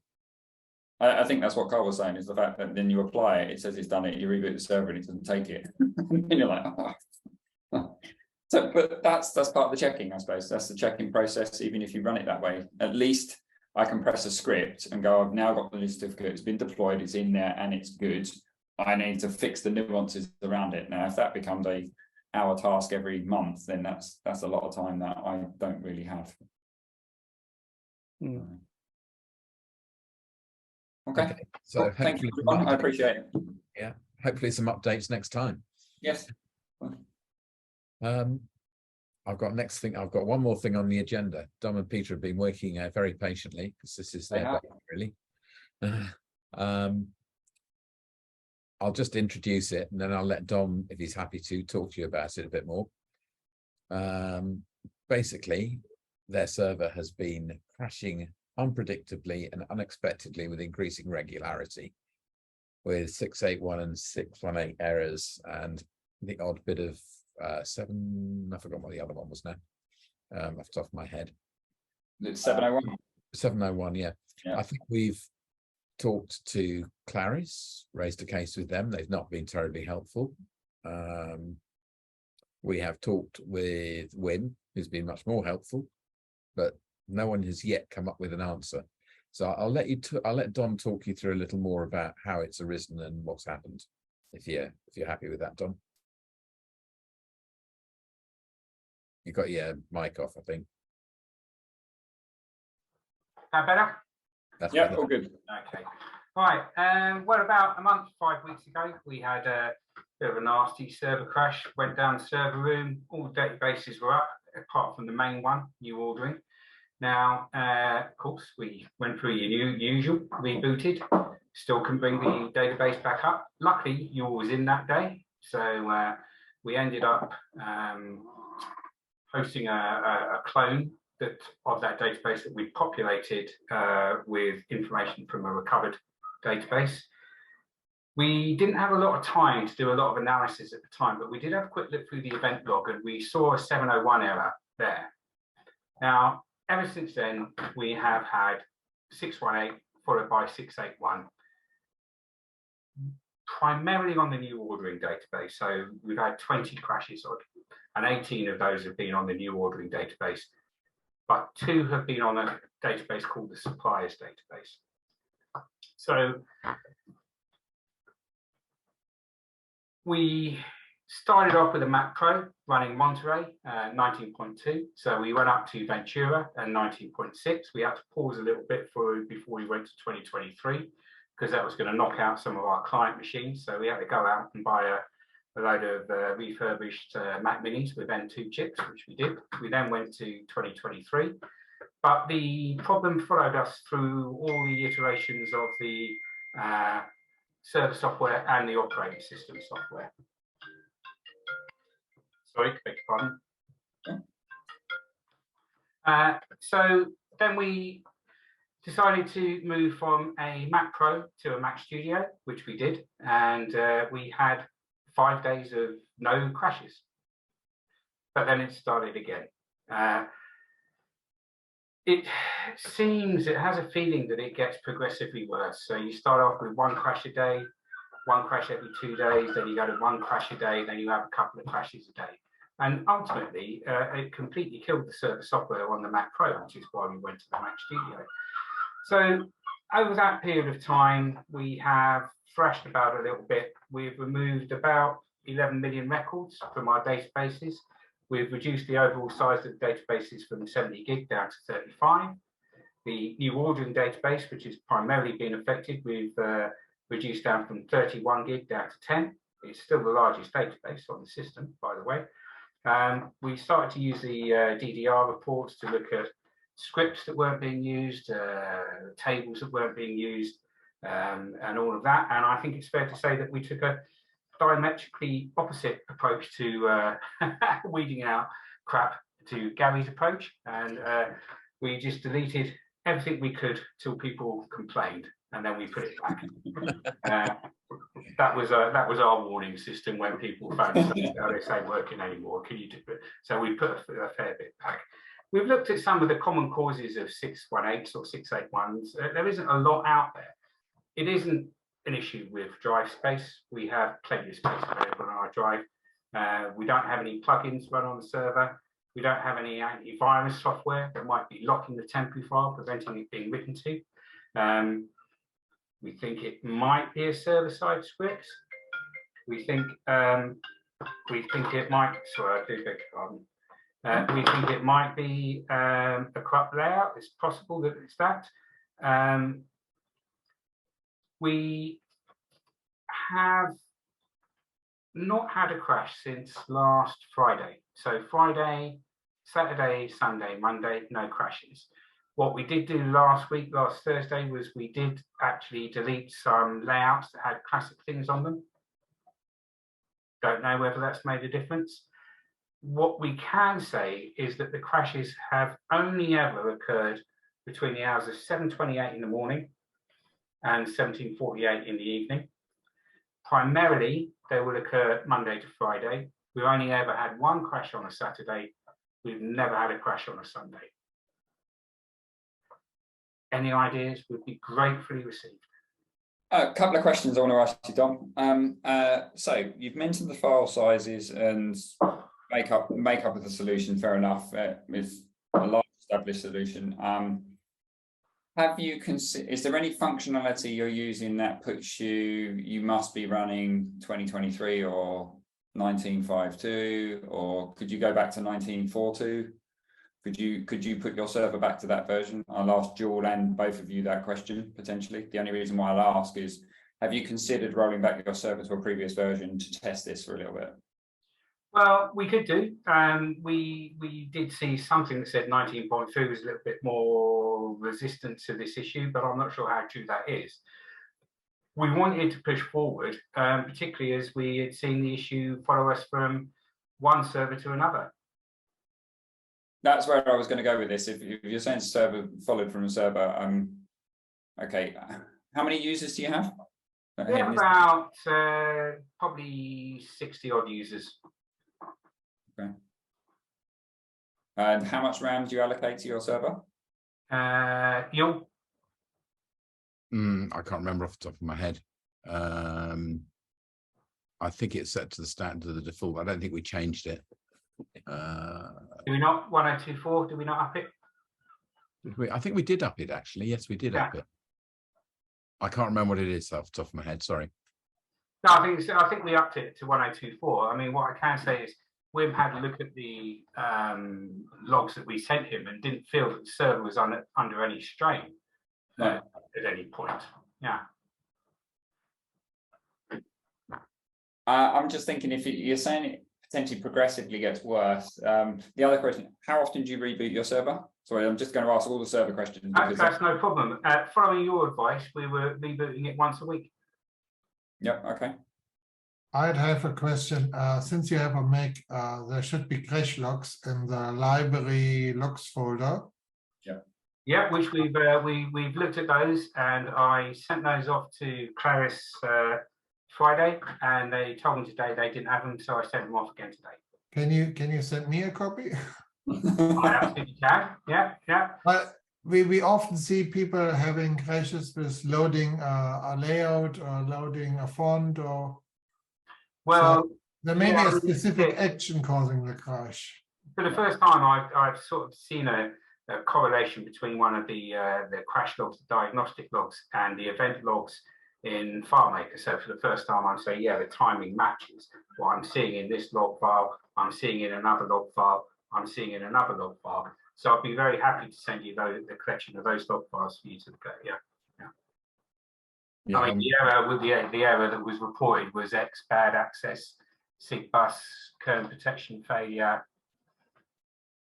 That kind We look usually below in the stack trace to see what function names are there, to identify which part of FileMaker crashed.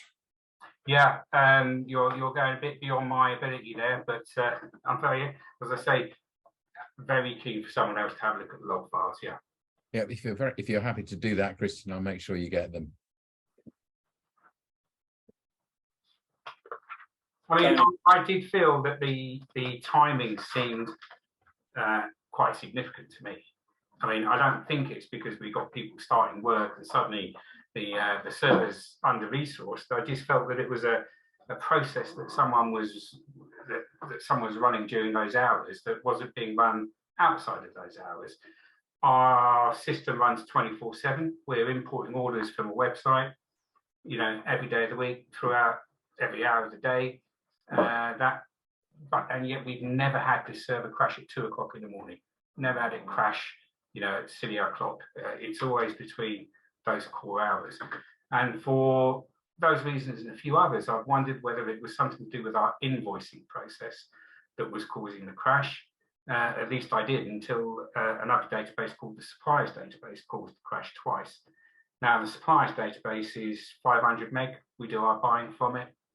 It's way smaller than the new ordering set of tables. So that threw a bit of a spanner into the works, to be honest with you. Do you run perform scripts on servers a lot? We do, and I have stopped one of those scripts running on the servers, one which adjusted the entries in our inventory ledger as part of the invoicing process. And we did that last Thursday. Now that was only because that script turned up in the script error log. And the timing again was spot on. It was running exactly when the system crashed. But we do a lot of invoicing, so it might well just be pure happenstance and nothing connected to it at all. But nonetheless, we've stopped running that script on the server. We're running that on a client basis now, and indeed we're starting to rewrite the whole invoicing process so we can split the new ordering table and have just a set of tables dealing with ordering and a completely separate set of tables dealing with invoiced orders. Hey, can I play? Yes. So first off, I really like the idea of having Christian read the crash logs because he'll understand them, and that could be a very good clue. But while we're brainstorming here, I would break it down that the crashes could either be caused by some corruption in the system, in the FileMaker system itself, or something in the deployment. So from a system point of view, like is the FileMaker system healthy? Does it have a bad layout object or something like that? There's 4 things that we've done over the years, each of which has occasionally pointed the clue. 1, a vanilla recovery. 2, what's called a diagnostic recovery. We call it a diagnostic recovery where you drill down a little bit. 3, running a DDR. We've certainly had a time when we ran a DDR and it crashed. And that was indicative of a flaw, which was a little bit out of sync. The DDR crashed at a location that was out of sync with where the actual flaw was because of just the nature of the process. It caches. So we had to juggle some layouts. We found the layout object and, success story. So run a DDR and see if it makes it all the way through. If it doesn't, that's a clue. Fourth, FMDiff, which I don't know if it's still available by the late great Winfred. Those are the four things we do on the solution side. The other thing on the deployment, actually just last week we had a Spotlight process go wild, and it was bloating the memory, hitting it towards, so we were watching the memory, and obviously if your memory taps out, you're going to have a crash.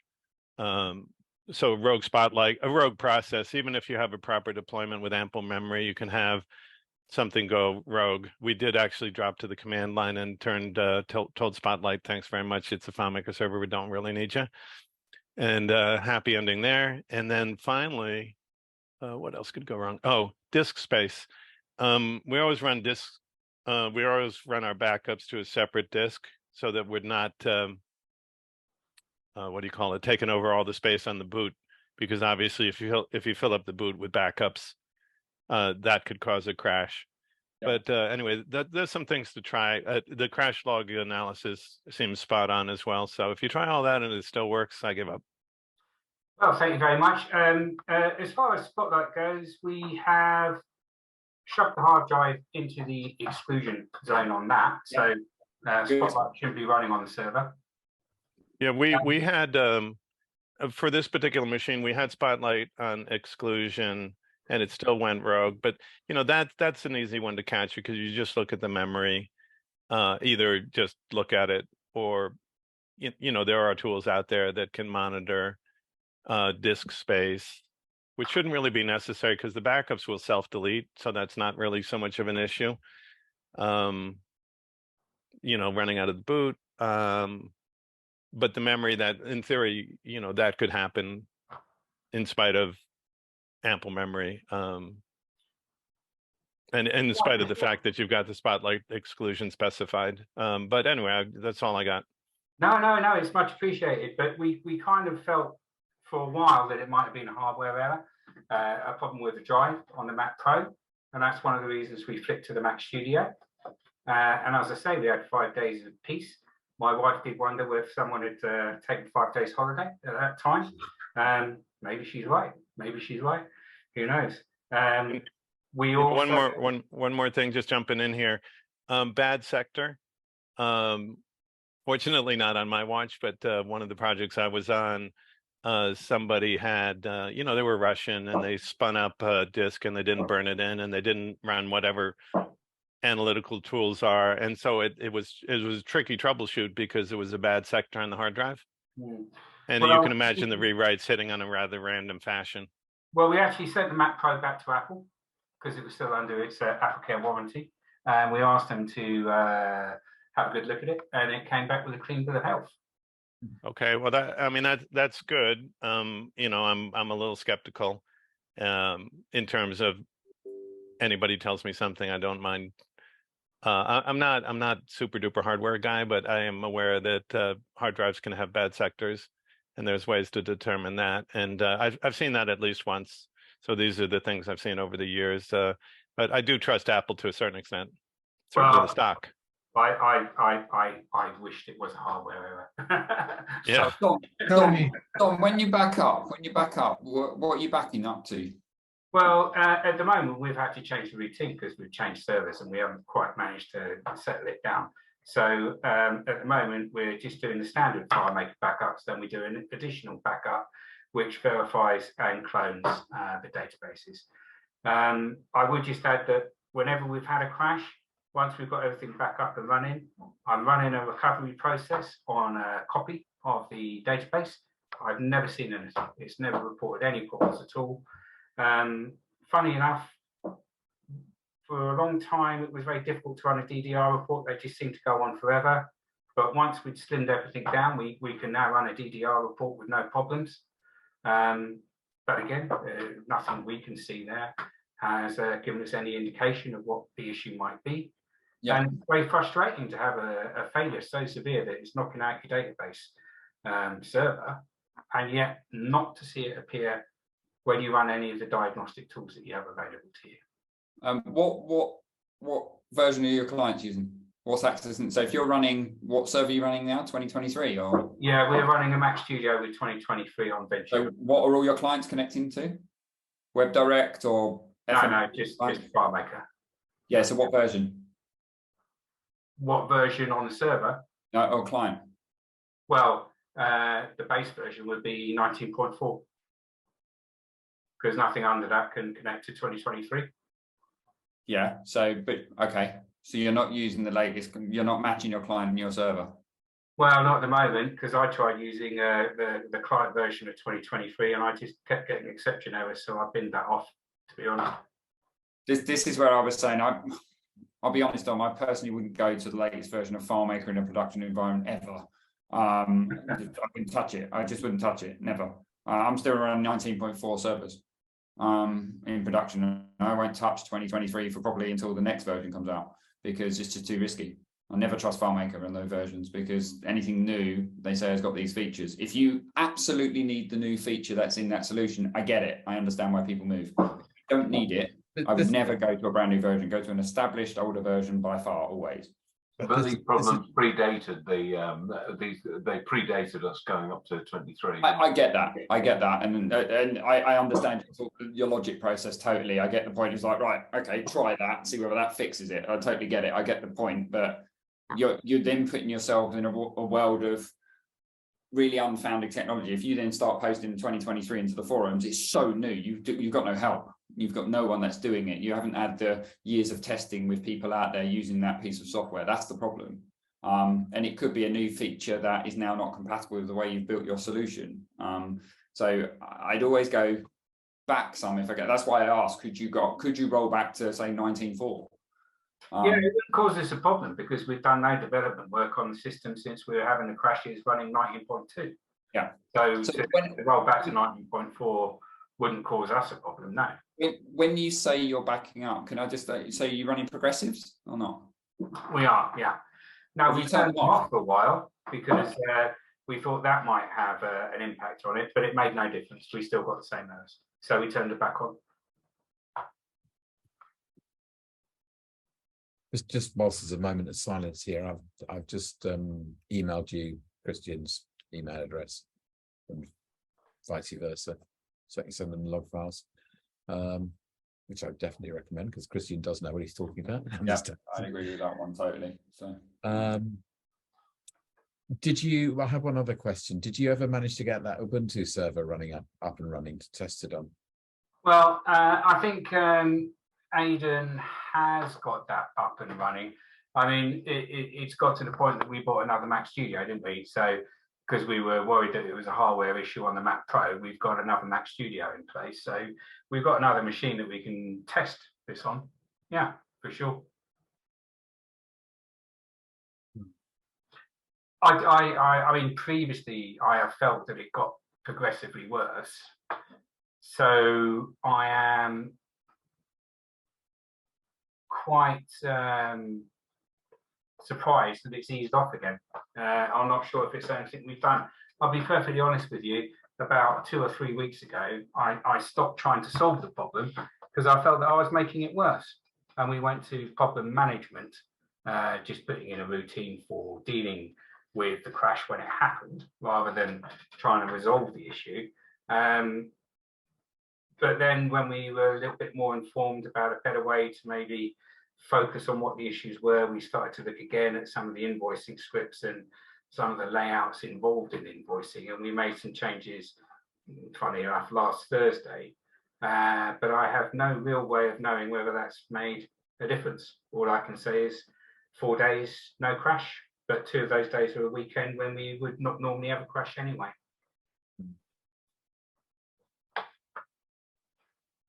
Right, Christian, I'm just sending you some log files. While Dom's doing that, Jul, question for you about the infrastructure. How easy would it be for the guys to, I know it sounds stupid and overkill, but it's the point of fault finding, reboot every day? Reboot every Well, day. we're doing that when it crashes every day. The crash is too late, Dom. Crash is too late, mate. That's after the horse has bolted. I'm saying go down the route of rebooting every day, Yeah. just to see whether or not by rebooting it, you're going to clear temp files, log files, cache files. You're going to clear it. You're going to give the server a new lease of life. I know on a Windows server, there's a whole heap of stuff. Every time you reboot it, it cleans up. So we run Windows servers, but the point is if you started doing that every day and you stop crashing, you then isolate there is a fundamental point of time that is causing your problem. Mhm. It's not a fix, it's not a solution, it's a process that then hopefully highlights, you reboot every day and for 30 days you don't have a crash, right? You can then start looking exactly that. Christian would look at the logs and that's the thing, and he may find something quicker than that, but there will be an underlying thing. If you start doing something that alleviates that pain and it goes away, then you go back on that process and go, right, can we leave it for 2 days? And then see what happens. Can we leave it for 3? You see where I'm going with this? And then it gives you that point process that you go, I know a day's fine. I'm not saying don't reboot your server every 5 minutes. That's not a way to work. But if you go once a day, if you can restart your server every morning before you all start work, maybe, and go, right, server will always be rebooting between 7 and 7:10 or 9 and not 9:30. Everyone stop what you're doing and do that. And you could work that within your business. Maybe give that a go to see whether it alleviates the problem. Yeah, I mean, we can do. I mean, the guys at work have been very understanding of the problems we've had. Like yourself, we do run 24/7. We do have people who are starting work at 4 o'clock in the morning. And we do have people who are finishing work at 9, 10, 11 o'clock at night. But if we feel that is a worthwhile thing to do, then they'll be accepting of that. Yeah, we can go down that route. It's just something, if I was in your shoes and doing that and you can't find anything on the forums, you can't find anything anywhere else, and no disrespect, this group can't give you some enlightenment, and you've had Wim look at stuff, you've got Kristen going to look at your logs, and if at the end of that we still can't find anything, then I hate to tell you guys, you're in no man's land and we're going to have to work the problem. And I would say just start it simple and just go back with that. The progressive backups, do you have anything like Zabbix that shows you your live server view or anything? No, but we were talking to Aidan about installing that, weren't we? We were. I don't know how far he's got with it. No, but he's in there tomorrow, so I'll pick that up. And once you've got the actual server running, and you've got the expertise there, once you've got something like that running, you get a really good insight to load on the server, various bits and pieces. You get more stats and bits and pieces on it. So you can also see your server login stuff quicker. And the thing is when it crashes, you've got access to all that log information there and then. So it gives you a reference. Let me share the desktop. So welcome here. I'm just showing you the crash log I got. Mm-hmm. So we see here the number of the crashed thread. Yep. So you can look for that number. And you see here this thread cached. So there is something about getting a relative path for setting a path at current. These are internal things on the database, basically. There's a result set involved, which gets created, and there's a sum value executed somewhere. Yeah, and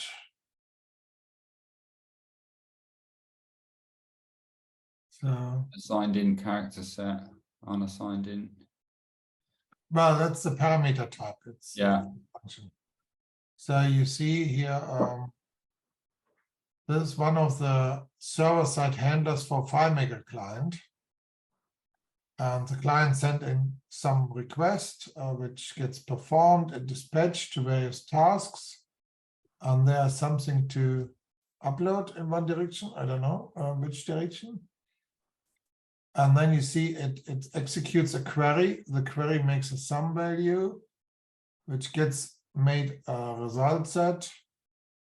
And somewhere in the result set, they have to set a path to something with a relative path, and that crashes. Doesn't give much clue. That's a pretty good clue. But a sum value, what could that be? And why would a sum value involve a file path? I mean, Is this writing, are you writing a PDF to a hard drive? As part of, I heard the word invoicing process. I'm guessing Yeah, that you're generating. absolutely we are. Absolutely we are. We are generating PDFs of the invoices and we're shoving them onto a separate server. And I think that's something Wim had mentioned as a possibility, the use of container fields. When you said a separate server, Yeah. Where do you calculate is this assembly? logging into a different machine? Yes. So is it possible that the issue is that you're not connected to the network drive of the other machine? Well, we run an Apple script as part of the invoicing process to ensure that the user is connected to that machine. And we don't allow anyone running who's not on an iMac to actually run the invoicing process. So if you're on an iPad, we say, no, you can't run the invoicing process and we kick you out. But if you're on an iMac, one of the first things we do is to run an Apple script to connect you to that server. Is there any way of testing that you are actually connected to that server before? Well, it's a good question. I can go back and put something in the scripting to do that. Well, Can I ask the process if you, right, just to elaborate on this one, we don't allow our clients to do anything like that. So if we're doing anything with containers, we hold the container on the FileMaker database. So we let FileMaker deal with it. And then we have a separate bot process. So we have various bots that run our tasks that would then move that from the container to the end result of where it needs to be. So because we can guarantee the bot will have a connection. So we can do all that testing, make sure it's absolutely viable, do all the handshakes, and only on a successful acceptance of that. So I have a dedicated deployed IT machine that I know has got no other software, no antivirus that's going to cause problems, no problems for the user per se. They could be running a task that's running out of memory on their machine, which then causes a problem. If I do a separate bot task to do that end move, I can guarantee the connection then. I can check and guarantee it. If you're then passing that on to potentially 60 users, I would think about changing your methodology in the code for that. Well, out of the 60 users, only maybe, what, 5 would ever do invoicing? Yeah. The majority would be creating on iPads or something like that. And I can't think of anything we changed in that process prior to this issue starting. In fact, that process has been fairly bedded down for about 6 or 7 years now.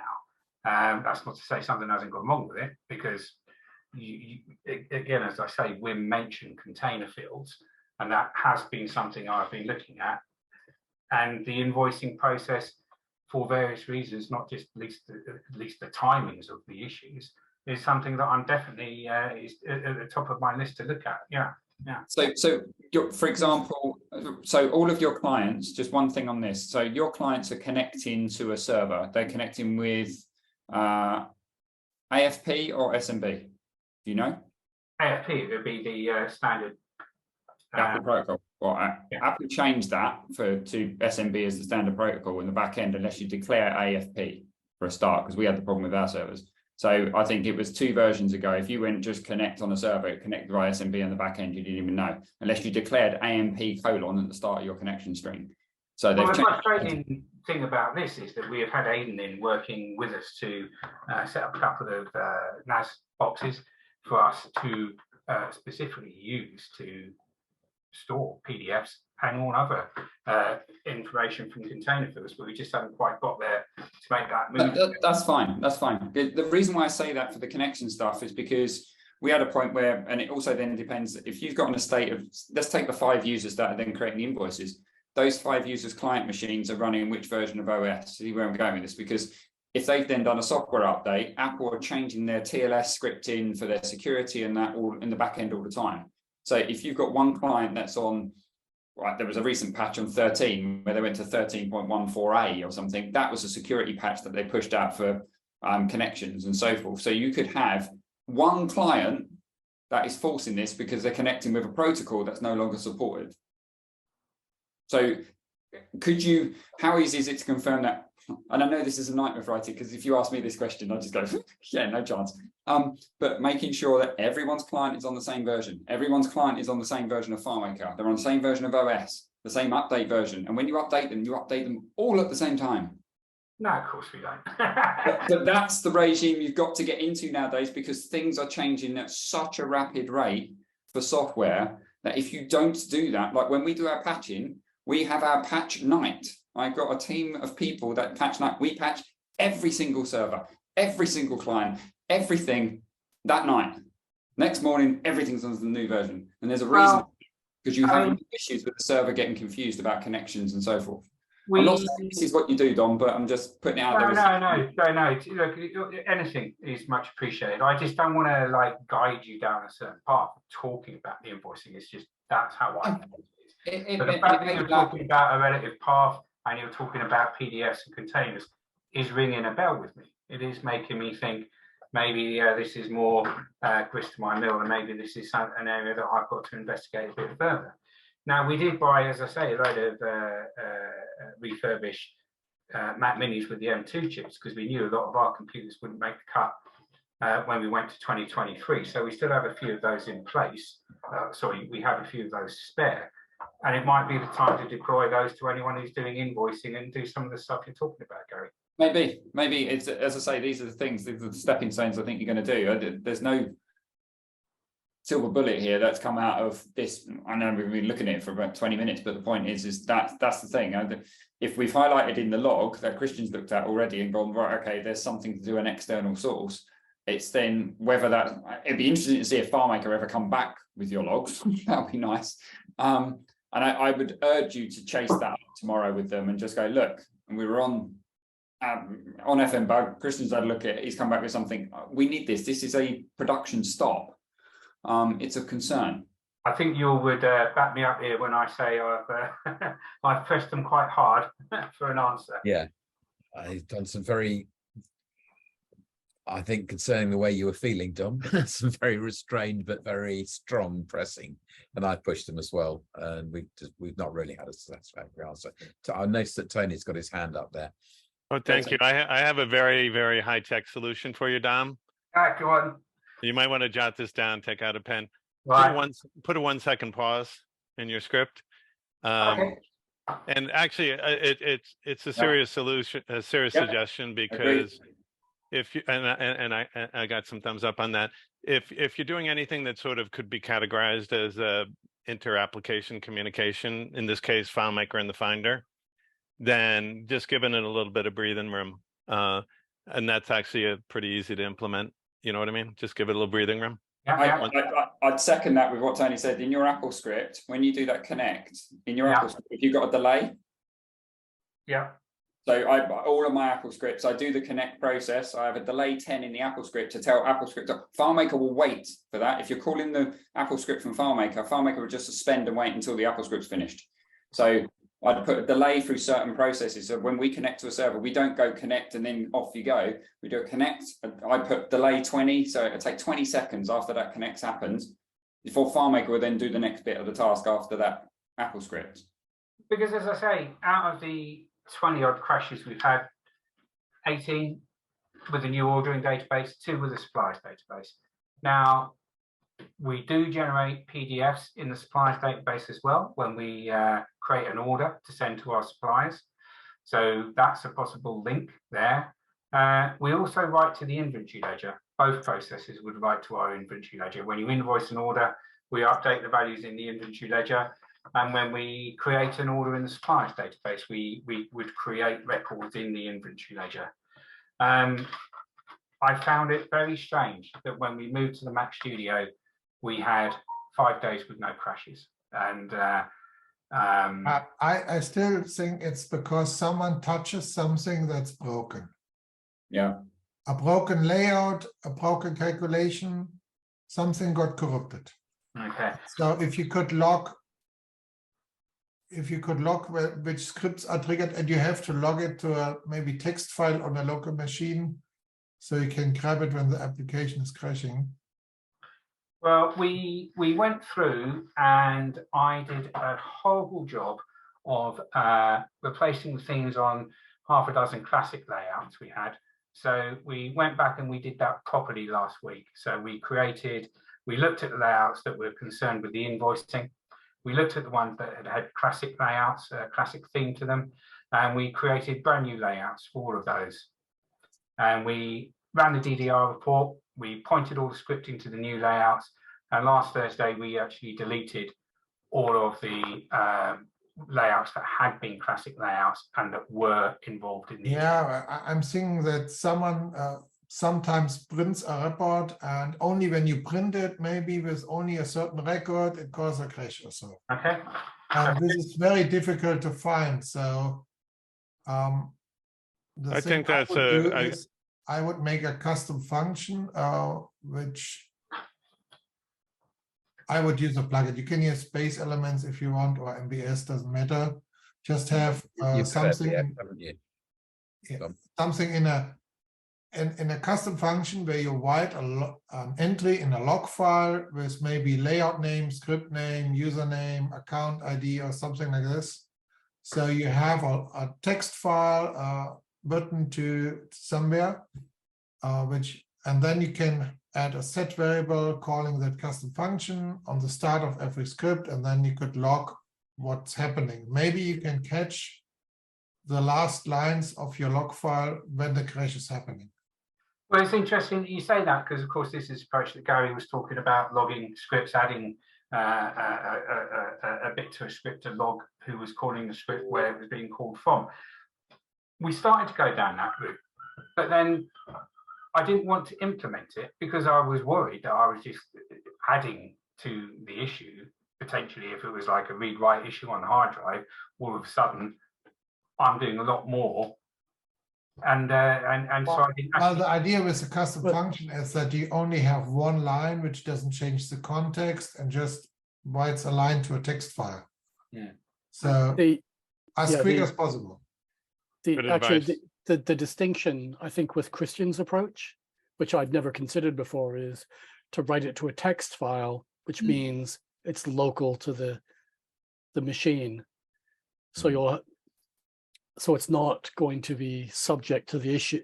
If there's issues going on in the FileMaker server, it's not going to be subject to those, at least not to the same extent. You'll have your issue of collating those log files, because you'll have potentially 20 odd Macs that are writing local log files, but that's just a headache that you just have to deal with. You just pull the log files from those things. You know the time that's the crash. If we use as a starting point that we suspect it's the invoicing routine, and there's only 5 people who are doing invoicing. Yeah, so I agree with Christian. If you grab those 5 people that are doing invoicing, you write this way of writing out a log file. Worst case scenario, you have to go get the log files from the local machine. I have even another idea. There are apps to record your screen. And you could ask people to record their screen while working, and when it crashes, give you the last 5 minutes or whatever. Yeah, I've done that. So you see which buttons they click. Yeah. Question. Well, I mean, we finally asked the obvious question. We put an email out there and said, "Come on, guys, what do you know? Can any of you see a connection between what you're doing and the server crashing?"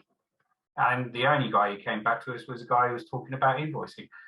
But the one fly in the ointment there is when the suppliers database crashed twice, and that has nothing to do with invoicing. Is it connected though? In what way? Is the suppliers database connected to the solution in some way? Not, so I would have to have a good think about that. I can't think of any immediate connections. The suppliers database is a list of suppliers that we do our ordering of branded goods and bulk commodities through. There wouldn't necessarily be a connection between that and the invoicing, other than that both write to the inventory ledger. And that was the only and both create PDFs. And both create PDFs. At the ratio of 2 to 20, probably, or thereabouts. Yeah, I mean, it's quite much fewer.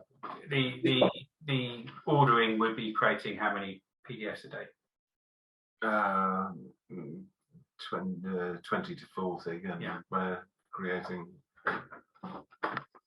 so 300 invoices. Yeah, I mean, it was like, oh, I know what I've got to do. I've got to look at the new ordering. I've got to rewrite parts of that, and that was quite a hefty task. And it was interesting to hear what you were saying, Gary, about the way you've approached that, because that was what we were thinking we've got to do. But now I don't want to commit my time to doing that if another database is causing me the same error, Because No, I agree. I think we've got to find out where the problem is within the solution, and whether it is the solution. I'm leaning more towards what Christian was saying as well. It's not screaming to me if you're running on a Mac Studio with, I don't know, even if you're running with 24 gig of RAM, right? Our solutions are running about 48 gig of RAM and they're similar sort of size to yours. So the point is I don't think it's a server issue. I think you've gone with a new machine, you've got lucky with 5 days. That could be a log file or process where something's getting confused and it takes some time for the new file and the new server to catch up. I think it is to do with the application. I think there's something somewhere causing a bit of corruption. It'd be interesting to try and find out a bit more from the login where that could be. If you're writing stuff to a ledger and a log, how you're writing that, could you change that? How easy is it to, when you run that script to write to the ledger, you then write to a new blank layout? So you just change one script in the ledger. So you write to a new blank layout, which then takes any layout elements away. Yeah, I can do that. Yeah. That alleviates maybe, because when you're writing the log, it could be a Stack Overflow with the writing to the log where you've got throughout the day people are on it and it writes and it gets confused, something happened. I don't know. I think you're going to have many little things that you're going to have to just chip away and go, right, I've tried that one, run that for a few days. Oh God, it's no better. Right, that's ruled out. I think that's it. The other diagnostic report I looked at, which didn't correlate exactly with the timing of the server crash, was talking about dirty memory and not being able to write from memory to the disk. Now, is that what FileMaker is seeing as 618, 681?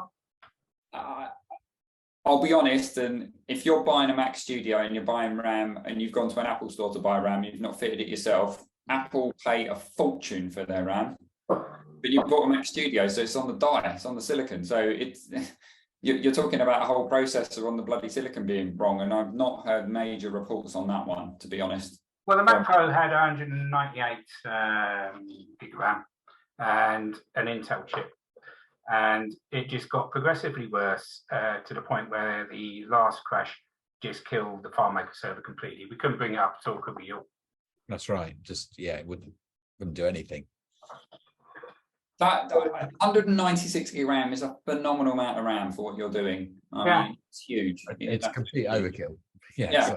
So if you move to the Apple Silicon side of stuff, then it can't be any dodgy RAM because it's all in the one circuit. So I may want to throw in a last little bit, and that's in the crash log, you see the memory usage. It's using 6 gigabytes. So it's not a memory limit. No. Yeah. And since you swapped the machine, it's not a hardware limit. No, more's the pity. But enough for today. Good night. Thank you. Thank you very much. Thank you for your help. And I'll see it engage you, but no doubt before. Hey, Dom, my final comments on this, because I think we've thrashed it about and given you a bunch of things to test, is excuse me, one of the things that I heard you say was, and correct me if I'm wrong, my listening was incorrect, that you had previously run the DDR and it had taken a very long period of time. Yeah, that's right. Yeah, I heard you say that, and then I heard you say that you had done some deletions. Yes. And then it ran at a more expected normal speed. Exactly. Yeah. So, since I think Sherlock Holmes had, it's a British author, if you've heard of him, perhaps. Once you've eliminated everything, I don't know, something about like if you don't know the answer, it could be anything. I forget what the hell he said. Once you've excluded all the possibilities and only the impossible remains, then it's the impossible. Something along those lines. Yeah, something like that. Yeah, no matter how crazy it's whatnot. So I wouldn't rule out the idea of corruption, and I wouldn't rule out the possibility of the evidence of it running slow when you ran the DDR would be indicative of corruption. And the fact that it ran not slow wouldn't necessarily indicate good health. You know what I'm saying? Yeah. Yeah. I wouldn't say you're out of the woods with that. So following that path, couple things. One, if you're using AppleScript, you do have some tools available to you. And one of them is that you do have the ability to write a script that will traverse all your layouts, programmatically make your life easy. Of course, you could do that with FileMaker too, so that you're loading each layout individually. And, you know, you could write to the hard drive with AppleScript as well. So you could do that. And then finally, we've talked a lot about structure. There's rumors out there in the world that FileMaker could have data corruption. A bit controversial. Some people say it can't happen. Other people say it can. So you could, well, I've actually seen it. So, or record corruption as opposed to layout corruption, you know, records that become available when you do a particular search and preview it or whatnot. So you could write yet another AppleScript, very simple AppleScript that would go to a given layout representing a given table of records and just traverse, you know, go to the first record, go to the second, blah, blah, blah. And if it crashes, and we've seen it happen, you know, if it crashes on a record, then you've got a bad record. Okay, that's worth thinking about. You've got a lot of records, Dom. I get that. So that I not less now. Yeah. I think that is absolutely valid. It could be corruption. It could be the fact that you are holding. We've added a corrupt JPEG in a container field that will bring the database down. I've had that before. Okay. So it could be anything with corrupted data, because if you have a container field that then says preview that, you're then going to call the engine behind that to render that when you get to the record. By rendering it, that's then going to cause a problem. Yeah. So absolutely right. Tony's right. You could have corruption of data. If you have container data, I think that leads you into more areas of that. If you said you had no container data using native FileMaker data, it's very rare that would happen. If you're storing numbers in a text field and so forth, that doesn't make a difference. FileMaker will handle that. But as soon as you start putting anything that then needs to render through the system engine of the client, you then could pose a problem. Absolutely. So, yeah, more likely. Yeah, +1 on what Gary's saying. More likely an image. Yeah. JPEG. Definitely container fields will cause your problems in those areas. That will happen. That can more than happen. Text, which should just be inherently Unicode and well handled. So I'd look for images first. Do you do base 64 encryption stuff? Anything in the system? Not as far as I know. I've been telling them to. Well, you tell us lots of things, Jul. Ignore me half the time. It's just that point, because if you then encrypt something and then decrypt it, if you've encrypted something corrupted and then you decrypt it, you're going to end up with something at the other end that's not expected. So that can cause you problems. So, okay. As I say, I think you've got a page of notes there, Dom, I'm sure, and a lot of work you've got to go through. The one thing I will say is, Jul knows my details. Keep us in the loop. If you need questions, you need anything asked, then I'm happy to chip in from time to time. That's not a problem. Just get in touch with Jul. That's very kind of you. It's much appreciated. Thank you. And I don't know if you down in Brighton. Yeah. Yeah, he's not far away. I was just going to say, if it gets to it, then you're not that far away. Then I don't mind offering some of my time to come down and have a look at the setup if it comes down to it. But just I'm not saying I can shed any light on it, but it's another set of eyes possibly. Well, you'd be very welcome to come down. We make you feel, as I say, very welcome. I can facilitate that. So I think give it a go, see how you're getting on. I don't, unless you've got any other questions. I think we've exhausted. I think the group have exhausted most of the avenues that they can think of with the data we've got. So no, I think I've got some areas to look at. Some of it confirms perhaps what I was thinking already. But as I say, what threw me recently was the fact that a different database closed down. So I've just been trying to think about links or anything else between the two, any commonalities between the two. And the only two things I can think of is the inventory ledger and the generation of PDFs. So I'll have a look at those two things and see what I can come up with. Cool. Excellent. Gary, should we sorry, can I have a quick question? Yeah, go in. Go on. Ian Collins, you had a comment. Yeah, completely away from FileMaker on your studio. But talking about your studio computer, if you connect, you've got, I presume you've got a monitor, or are you running it headless? No, we've got a monitor. Is that HDMI? You know, I believe it is. Right, so it's plugged straight into the HDMI port. It's not using the Thunderbolt ports. No, I think it is, but I would have to double check. Okay, and how many users do you actually have on that studio? Do you just have one admin account, or do you have multiple users? One admin account. Okay. Yeah, no, you've answered my questions. There's a fault at the moment on Ventura where you can't do fast user switching or anything like that if you're doing it headless. Or I just wondered if you were logging into a different user that might have been causing you a problem. But no, that's fine. Don't bother adding any of my bits. I'm just being nosy. No, I think that there is a fault with the Mac and having a guest account active. So I would check that setting for that machine and make sure the guest account is just completely turned off. Even if you're not using it, it causes problems. So just make sure the guest account on the actual OS main admin account is deactivated completely. Right, I'll sort that out. Lovely. Gary, Thank you very much. should we terminate the recording? I can do. I will say something else. We mentioned a lot of stuff, Dom. Is there anything in there we've said publicly you don't want going onto YouTube? Because if you do, I can edit some of this out. If there's anything that you're concerned about with setup or what you mentioned, no, you're okay. No, that's absolutely fine. Yeah. So if that's all going on there, then I'll reference bloody FileMaker to watch the video. They might get more insight than actually opening the log. So on that note, I'm going to stop the recording. So, and I would just add FileMaker, the greatest company ever. that I'm editing out, and I haven't stopped yet. Tony, you don't get off free for that. I'm sorry, that's not fair. Nice one, Tony.